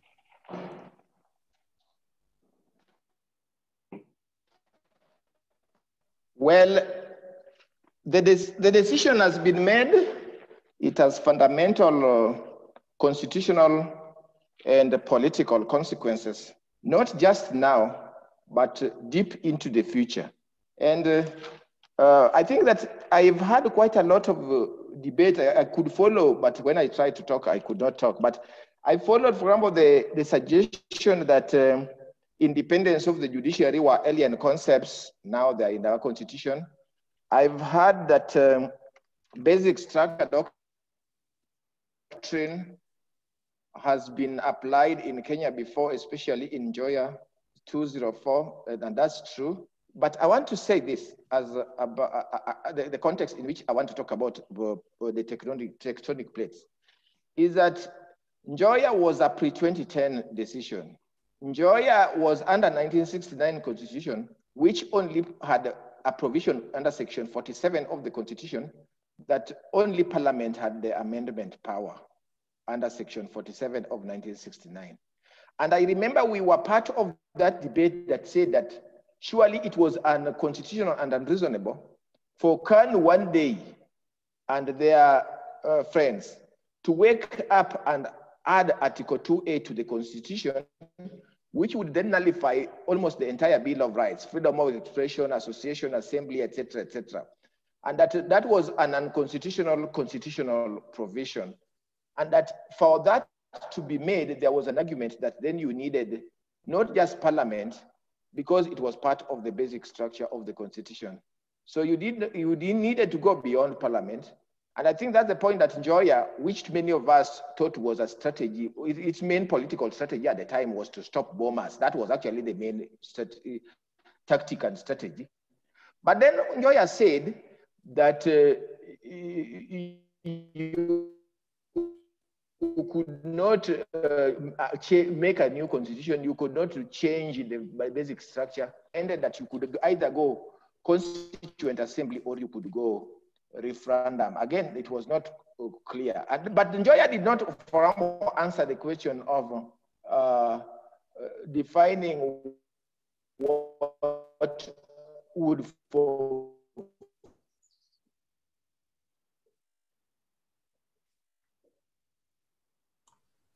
we appear like we are losing Professor Sihanya. Professor, are you here with us? As we sort out Professor Sihanya, Professor Tusasirwe, looks like independence of the Constitution and all other doctrines, independence of the Constitution and other doctrines have now been constitutionalized to our text, structure, and history, even if they might have been alien in the past. Basic structure has not been written into the text. But even if you are to use basic structure as an English phrase, our basic structure is defined in Article 255 of the Constitution. If I don't accept that concept, but if you were to look for basic structure, it is 255. I'm reluctantly using that phrase because the Constitution has decided that the following cannot just be amended by parliament. The following must be amended only by the people, because those are some of the problems. So let me just finalize by saying that, of course, this has serious consequences for constitutional text, structure, and practice now and into the future, because now we don't know. Now, as a serious con lawyer, a con professor, I don't know. I can't tell anybody what is the basic structure by reading this decision. I can't advise my clients who would want to have a popular initiative whether the petitioners would allow you or the court would allow you to amend this process. I don't know. So that is the problem I have now and into the future if this decision was to stay as it is. And then politically, of course, politics is about interest. Politics is about interest and negotiating them, and it makes it very, very difficult to negotiate these interests, partly because, for example, the five positions that were being part of the restructuring, not expansion, but a restructuring of the legislative executive power structure, is to make sure that we are included. We don't have a one-tribe government the way we have had since independence. But we have, the way we had in the Grand Coalition government, we have shared prosperity we have inclusivity in government. I know some of us, without naming any interest, some of us don't want power to be shared. They want a president who will be there, a single person there. And once you capture that, especially you capture that tribally, you are home and dry and can do anything to anybody. You can rig elections, you can do anything. We need to have a 5 power sharing at the top. Thank you. Thank you very much, Professor Sihanya. Is Professor Shivji with us? Yes, very much with you. Professor, humbly and respectfully, the Constitution has ramifications beyond legal circles. What would be your view of the ramifications of the BBI decisions beyond the decision of the court, political, social, and otherwise? Well, first let me start off by stating what should be the first principles. BBI, although I do not know enough to be able to make a comment on it, is obviously a very contested political process. Very contested political process. And therefore, I would not want to venture into saying whether it's a majority to accept it or minority don't accept it. I do not know. That's important. Number one. Number two, any court decision on BBI will not simply be a legal decision. It will also be a political decision, whether by intention or by default. And therefore, it's likely to be very contested. That we should keep in mind. I don't think we should be naive to think of us as simply as lawyers without realizing that at the end of the day, constitutions are political documents. They're really political documents, not simply legal documents. But in all this contestation, a number of things I think we should probably stick to and try to propagate. One is extremely important: to continue to advocate, promote, and support independence of the judiciary. It may be an alien institution, but that's the alien institution we have inherited. Our constitutional orders and legal structure, the whole legal structure is very alien actually. But within that alien structure, I think it's important to keep the independence of the judiciary, always to propagate it. Because there will be times when you regret if there's no independence of the judiciary. Because within the constitutional order, within the liberal constitutional order, you will have no resort to any other institution of the state.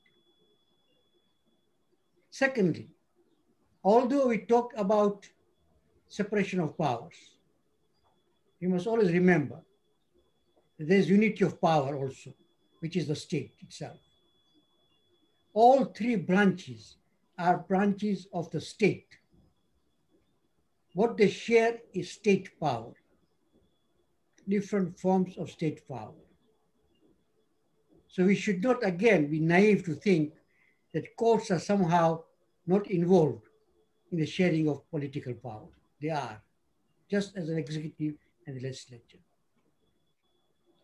And finally, I would like to say, all our discussions, all our contestations on constitutions and on legal decisions would not make sense if they do not take into account and address to the societies at large, to the large majority of the people. If this thing don't make sense to the large majority of the people, then our discussions will be essentially within the political elite. Although we condemn political elite, let us not forget that we are part of the political elite. And the legal profession is one of the probably the epitome of the elite profession. So I think that is also important to keep in mind. And finally, the liberal democracies that we talk about poses one of the biggest dangers, and that's the danger of majoritarianism. The danger of majoritarianism.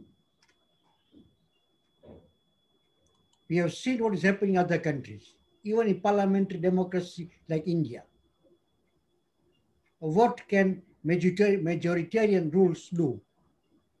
If you get a party, a demagogic party, which can deploy and mobilize the masses behind it and get a large majority in the parliament, you can see what damage it can cause to the country.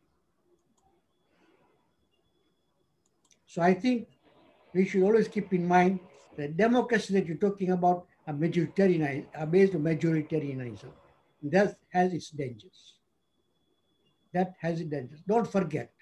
And finally, my final comment, while referenda are good, but don't have too much faith in referenda. Hitler ruled by referendum. Hitler ruled by referendum. And there's one reason I liked this decision, because it makes clear, abundantly clear, that referendum is not the beginning and the end. Referendum is the end product of a long process in which people participate, people debate, people give their views before you go to referendum. So that also we should keep in mind. I think those are the few general remarks I would like to make. Whether or not basic doctrine, basic structure doctrine applies to us or not, as I said, of course it continue to be contested. But in principle, some limits on the power of the executive of the parliament to amend the constitution for the political expediency, I think should be there, should be recognized. Should be recognized and should be advocated. In other words, the parliament should not have a kind of blank check to play around with the constitution. And the executive usually does it, of course, through parliament, as we know, once they have majority members in parliament. By the way, just to, as an end note, to let you know that so far as Tanzania is concerned, if I remember correctly, the first time we talk about basic doctrine, basic structure doctrine was in my inaugural lecture in 1990, when I was analyzing the Articles of Union. And I applied Kesavananda case to argue that certain provisions of the Articles of Union. President ELS. Okay, and later on, when the cases came to court on independent candidates in particular cases, the High Court and the Court of Appeal both referred to some of my writings on basic structure doctrine. The High Court agreed that there was basic structure doctrine in Tanzania. The Court of Appeal ruled against it. And said that question of independent candidates was a political question, not to be determined by courts. So, as I said, these are politically contested, and decisions that you get from courts also depends on the judges that you get. Okay, so one should not be naive, in these issues.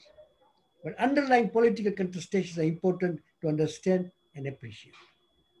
Certainly, sir. Thank you very much, Professor Shivji. May I recognize members of the bench who are quietly watching? Karibuni sana, welcome. We also recognize members of the East African Law Society Rule of Law Committee who are watching online. Thank you very much, my brothers and sisters. Mr. Elisha Ongoya, we recognize you. Dean Kabarak, Professor Ambani, welcome, my brother. We also recognize Chris Kakering and the Katiba family. Welcome on board. Thank you very much. We are going to take a couple of questions. There is a lady who has posed her question first. I don't know if she's still with us here. Caroline, what's her name?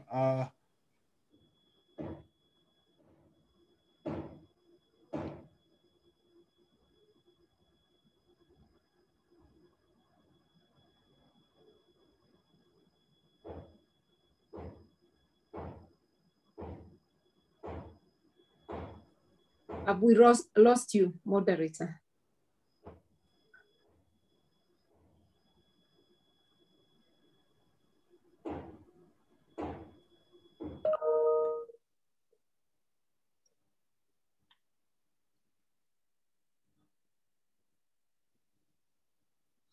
All right, let's proceed as he tries to join back.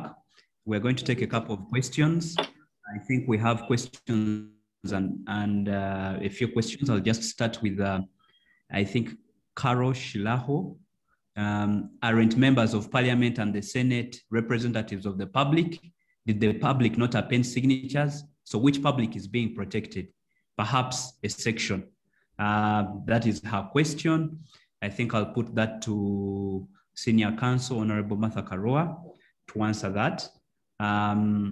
Maybe let me just take all the questions so that we can give time for the answers.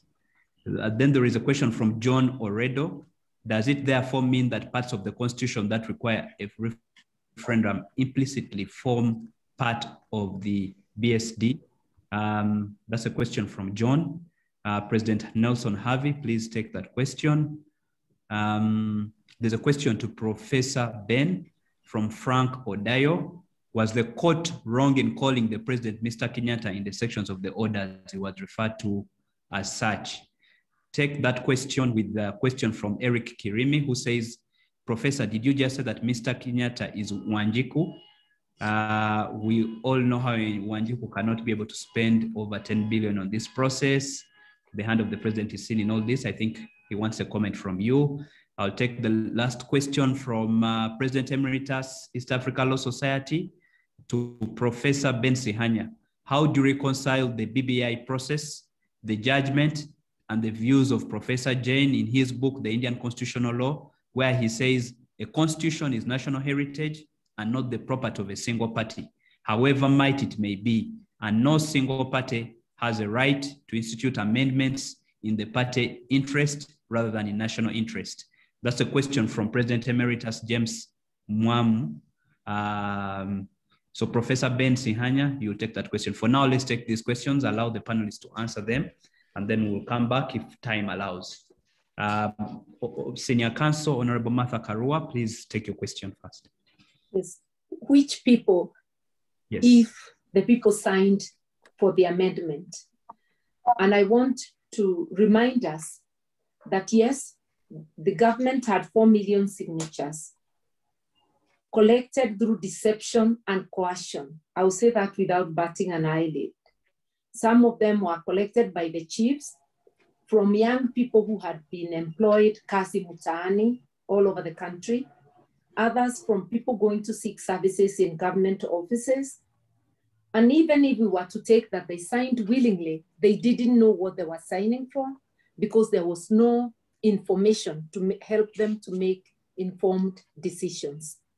So the court is protecting the majority, including those who signed, from being made to subscribe to things that they have not received full information about. And just like it was said earlier, Professor Sihanya seemed to accept that it was good to restrain the KANU government. What was good for KANU then is good for the Jubilee administration today, because it too is acting with impunity and contempt for the electorate and contempt for the law. And it is just a blessing that our courts have been able to act, to put the checks and balances, and to ensure that the oppression that would have come with a constitutional coup, because BBI was essentially overthrowing the constitutional order that allows openness and transparency and bringing back the imperial presidency without accountability. So that is what we are being protected from. And it is within the powers of the court as given by our constitution to review administrative action and to arbitrate any conflict between citizens and those in authority. So this is a vote against impunity, I'll repeat. Thank you.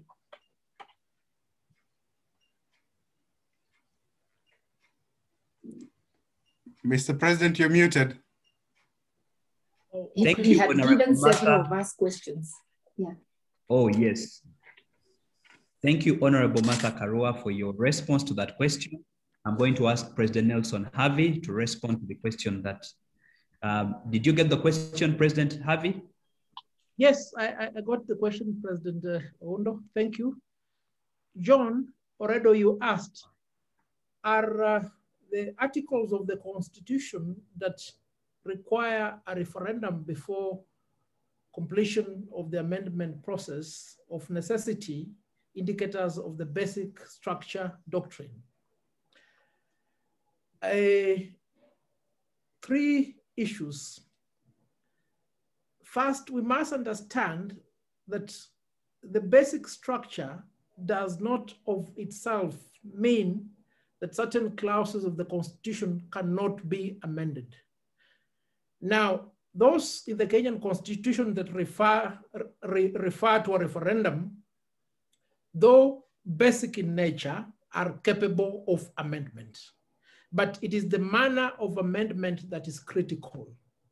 And in these judgments, and has been stated by writers before, it is done through the constituent power, and it must be preceded with 4 prerequisites.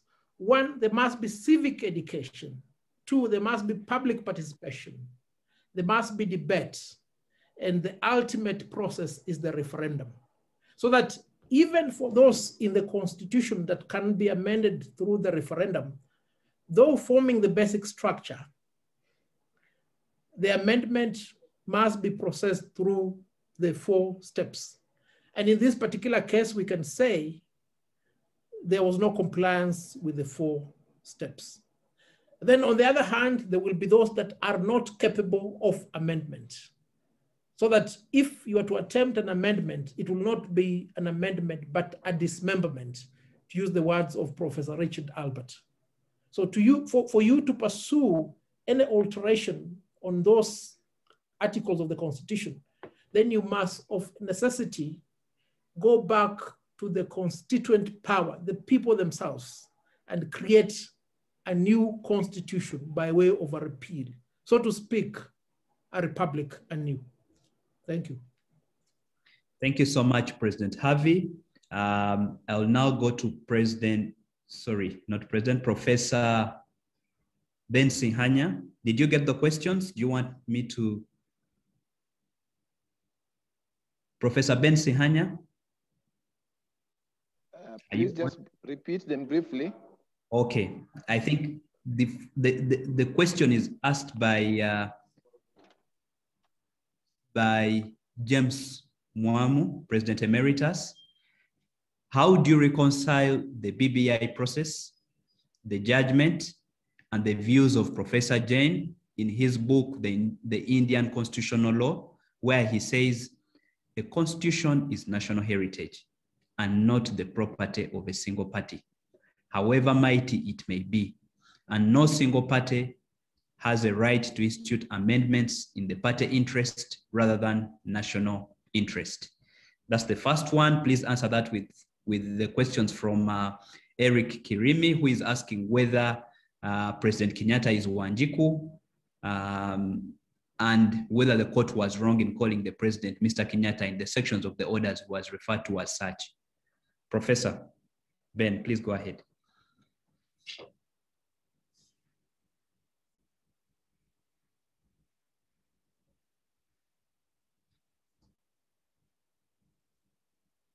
Professor Ben?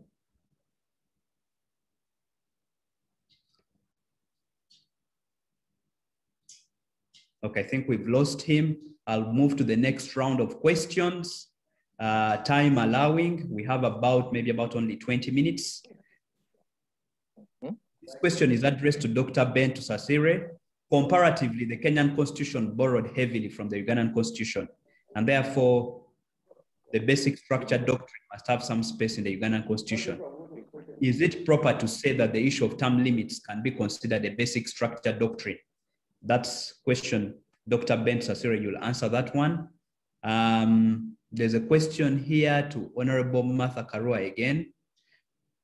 On this understanding, can the basic structure doctrine be applied to amendments by the legislature? That's a question by Majak McCoy. And then Professor Shivinji, lastly, there's a question here. The basic structure doctrine as conceptualized in the Indian case of Kesavananda only restricts what Parliament can alter in the Constitution on its own, not the popular initiative. Can you help us understand this concept? Okay, in this round of questions, we shall start with Professor Shivinji, then we'll go to Dr. Ben Sihanya, and then finally, Honorable Martha Karua. Professor Shivinji, please. Yes, very briefly, as far as I can recall the Indian Constitution, there is neither a provision for popular initiative nor for a referendum. But popular initiative can be taken indirectly by lobbying the members of parliament. So I think the question is right when it says that Kesavananda basically restricts the power of the parliament to amend the basic structure of the Constitution.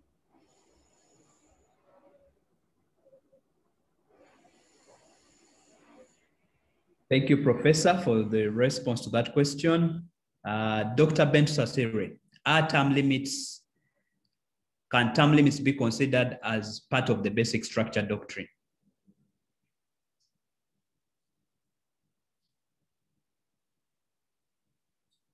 Dr. Ben, are you with us? Okay, while we get Dr. Ben, Honorable Martha Karua, do you remember your question? Do you want me to repeat the question? It was whether the basic structure doctrine applies to parliamentary amendments, which I believe Professor Shivji has answered. And in the Kenyan case, according to that judgment, it applies to any amendment, and the 4 steps were given. If you're touching on the basic structure, this is what you must do. You know, collection of views, collation, constituent assembly, referendum. And it means people must, but civic education is a component. People must contribute from an informed position. In other words, in Kenya, we are being told we have to go back to the very steps that we took to enact the 2010 document. And I think this is a very welcome restraint on the power of amendment, whether by parliament or by the people, so that we do something conscious as a nation, the way we promulgated the 2010 Constitution in a structured and conscious way. And also remembering how our region and the world are moving. There is regression against democracy worldwide. And in East Africa, we are badly off. We need restraint on powers of amendment so that our parliaments stop abusing their power, extending term limits, and thus destroying the very foundation of our constitutional democracies. Thank you. Thank you so much, Honorable Martha Karua. Is Dr. Ben, are you back on, or Professor Ben Sihanya? Okay. While we wait for them, I think we'll take the last round of questions. If you have a question, please raise your hand. We would also like to see you. We will give you the opportunity. If you have a question, please raise your hand. We will give you the opportunity. So let me give Mr. Topua Lesiko. Please go ahead.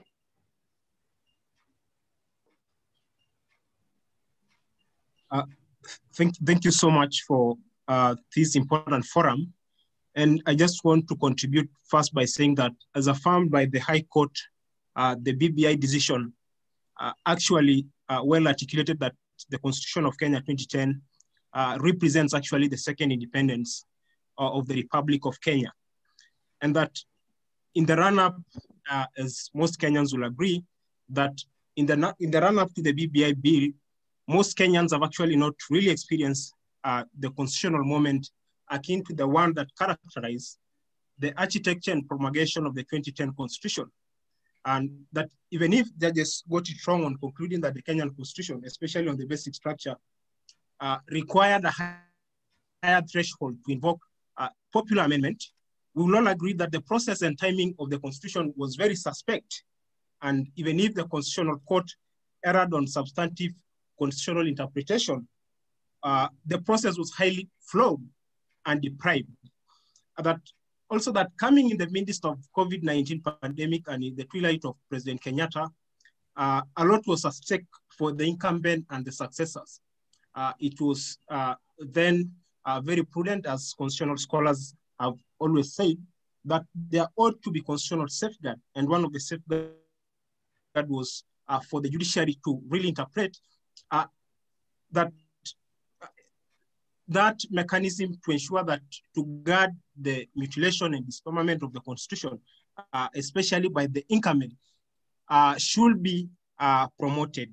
And therefore, as in the basic structure of the Constitution is a very important structure that judges have affirmed, and as was argued by Justice Lenaola in one of the High Court decision, is a very fundamental feature that even countries like Uganda and Tanzania could actually take up in terms of even safeguarding, for example, in electoral integrity. I understand that courts in Tanzania do not actually challenge, for example, flawed election results. I think it's high time that they should borrow this doctrine, and the various law societies, even in Uganda, could also invoke in terms of bringing issues of term limits. But overall, that what the BBI has shown is that there are still tectonic forces, as Evans Ogada says, that really should have informed the constitutional amendment process in Kenya. And this includes that the powerful presidency, a dominating majority, as has been said by Professor Isha Chifji, and a roaring minority that seeks constitutional guarantees for protection. And they need to entrench devolution deeper, and Kenyans must jealously guard the Constitution of Kenya 2010. Thank you. Thank you so much, Topu. I'm going to ask the rest to ensure that your comments are precise because we don't have a lot of time. Frank Odayo, please proceed. Panelists, thank you for this great opportunity. The name is Dr. Frank Odayo. I think the question I raised to Professor Ben is one fundamental question, because it is one of the ways in which our public is being told that the court was disrespectful to the president in referring to him as Mr. Kenyatta. I think that in the sections and in the orders that he was referred to in that manner, it was justified. And for this, before we close, I would wish to hear the opinion of Senior Counsel Martha and Professor and Chairman Harvey, if you allow me. Thank you. Thank you. They will definitely comment on that. Mr. Miracle Mudei, please go ahead.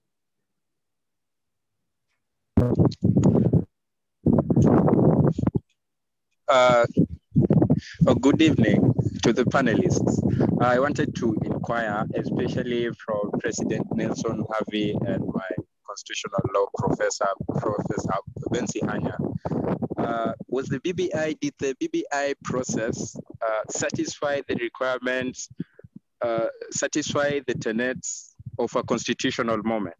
Did it really satisfactorily deal with the four elements that are enshrined in a constitutional moment, the one that precedes a constitutional, before constitutional amendment or formation? Did it really do that? Thank you. Thank you so much, Miracle. Boaz Waruko, please go ahead.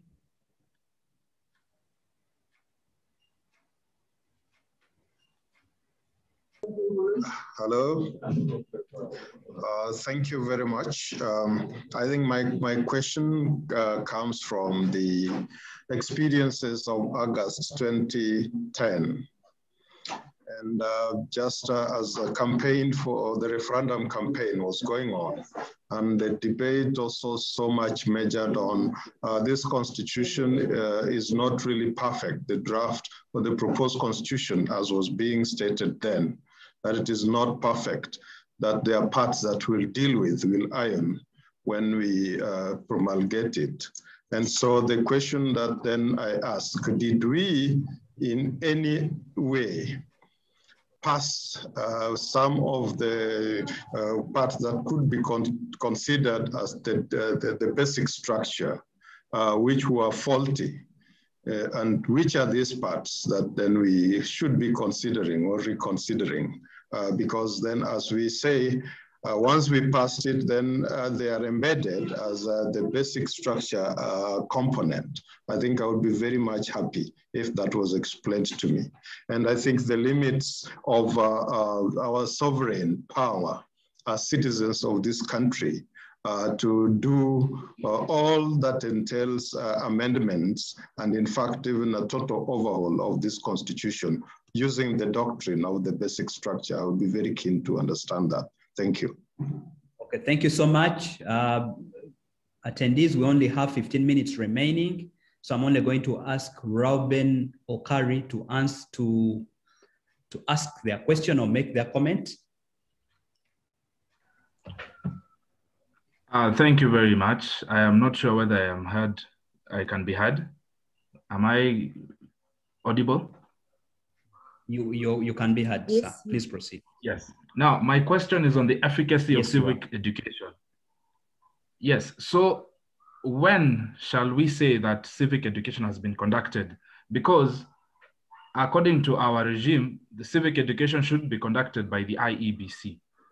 And as the IEBC operates, it requires funds to do so. So if any amendment is to pass and it should is to be subjected to civic education, they should have a budget for it and whatnot and so forth. And knowing the bureaucracies involved by government, it may take a while for the resources to come.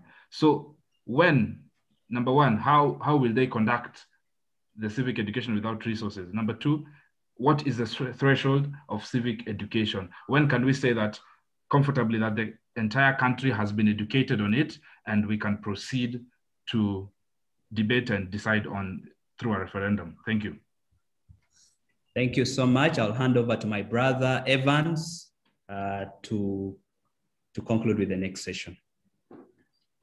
Thank you very much, Mr. President. Technology is really a challenge. Professor Tusasirwe has very good ideas. I believe members can access his ideas on the chat. Please download that. There's also an article that was shared by Professor Rosnai before he left. We can access them on the chat. Please download. I think we have time for one more question, and I will pose this to Professor Sihanya. I hope you're back. Professor Sihanya, are you back, sir? He's not back. Rais Harvey, there's a question here. I know you wear many hats. You are also an academic. There's a question here. In terms of certainty, my friend Chris Orlando asks this question. Is the decision able to provide certainty in terms of attracting investments in terms of emerging markets? Is the High Court opinion able to signify the coming of age of Kenya's governance and regulatory framework? Basically, a rule of law question. Can we attract investors? Can this decision provide certainty to investors? Rais Harvey. Very peculiar question. Let me just give a minute background. Sometime last year, Western and the United States envoys had a meeting with me, and they sought an opinion as to the propriety of the move to amend the Constitution. We had a kind of discussion. Surprisingly, it will appear as if USAID and BDA, what was the name of the other organization, appear to have contributed a big deal towards this process. Now, marry this with a question that has been asked by Chris Orlando. Does it portend a new dawn for investors? unlike previous constitutional moments that we've had, I'm not saying that these are constitutional moments. I've never had any doubt about it. The Western world played a fundamental role ensuring that the checks and balances were there. Unfortunately, this time they haven't, which therefore leaves investors from those countries to the peril of the oppression, whim, and caprice of those who are in power right now. Now, look at the manner in which those in government have ridiculed this decision. How have they castigated judges? That is likely to be the perception that any foreign investor will have.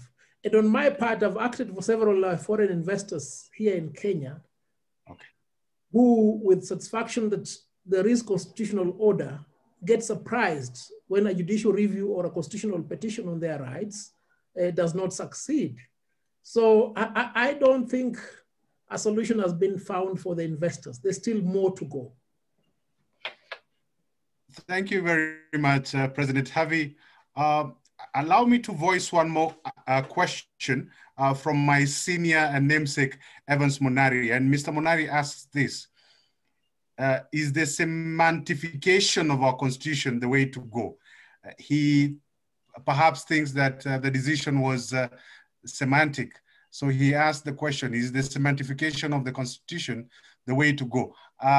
Professor Sihanya, are you here? Senior Counsel Martha Karua is with us here. SC, you can take on this one. You're muted. It's certainly not a matter of semantics. It is the reality of the situation that there has to be checks and balances on the power to amend. And indeed, any clause can be amended so long as you are able to enact the 4 steps that we pass through to bring into force the Constitution, if you're touching on the basic structure. Civic education, collection and collation of views, constituent assembly, referendum. And someone asked, how much civic education do we need? If I recall, yes, it is the IEBC which should carry out civic education, but not alone. It's a participatory process. There will be other players, civil society, there will be the media. In actual fact, if the BBI proponents wanted an open, transparent process, everything they did, barring that the whole process was still illegal, should have been carried on by the media live, but they were curtailing what would get out to the media and therefore the knowledge that the people would have. And then someone had also asked whether this judgment limits the sovereign power of the people. The people are also not limited, but we all have to follow that process so that a few of us do not run away and mount a coup on the Constitution.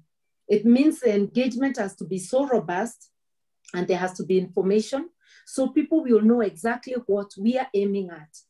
Just the same way people understood the moves that we made to bring about the current Constitution. It doesn't mean another 30-year journey.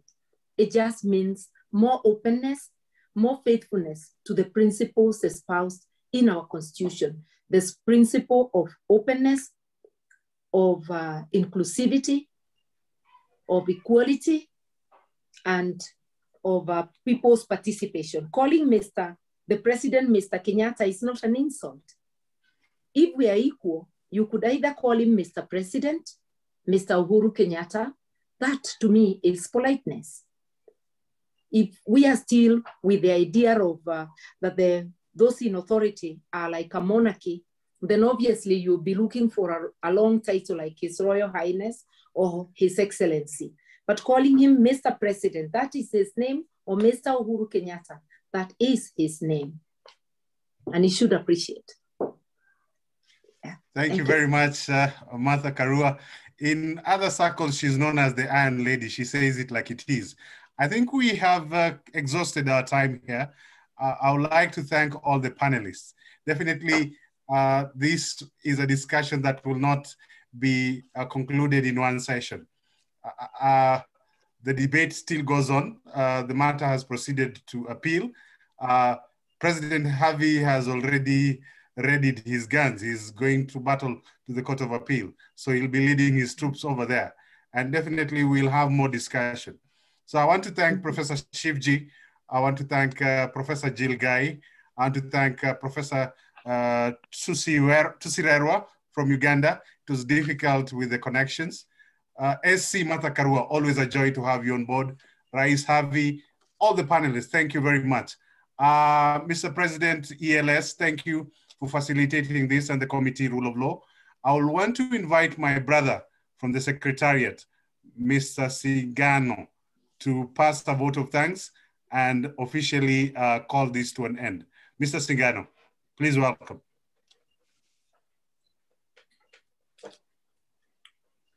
Thank you very much, Mr. Evans Ogada. Naturally, this role of vote of thanks will be handled by our president, who is still on the call. It's an honor that you requested me to do this, but let me pass this baton back to the president if he has some final words, and then I will close.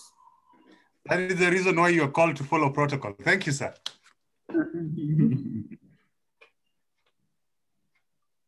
David, please offer the vote of thanks.